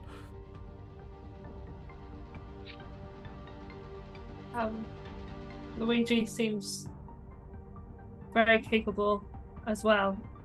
I Yeah, think you but should stick with him too. Yeah, I was going to say I kind of work here now, so it's kind of like we're telling you, and but it's okay. I get it. Sure. I mean, you can have a job if you want, but I do insist that you all. What? They snap to a window. What are you doing here? And as you kind of look over, you don't see anything, but you hear a slight cracking of glass, and then, the baking tray, got set on fire. Help! And that is where we are going to end tonight's episode. Oh, I knew they'd go Flapjack out of the ship. returns. Of course they did. Oh no! Well, Flapjack's fine, right? The most obvious ship in the shipping yard that we came in on. DM, did Flapjack look okay? Flapjack looked like... We'll find out next week. Don't do this. We'll find out next week. Oh no! Not next week. It's 3 No, weeks we'll find after out. next session. We will find out next session. Oh, Yeah. But Oh god. wow. Amazing. as you are checking over Rory, you begin to feel a slight movement in the arms. Oh, Fair fucking hell. enough. Here he As if comes someone's for coming the back to take He's glory. coming back. Yeah, weird. But yeah, amazing session, you guys. Thank you for everyone who stuck with us. And I hope you enjoyed. And we Are will we catch- raiding? Are we Yeah. raiding, Dan? Yes, we are raiding Koibu. Says There the you go. chat feed. Koibu. Okay. Koibu. So stick with us as we go and raid them. But thank you guys so much for joining, and join us on Tuesday for our regular Fallen session, and also the drawing of our giveaway. So subscribe before then if you want to chance to win. Excitement.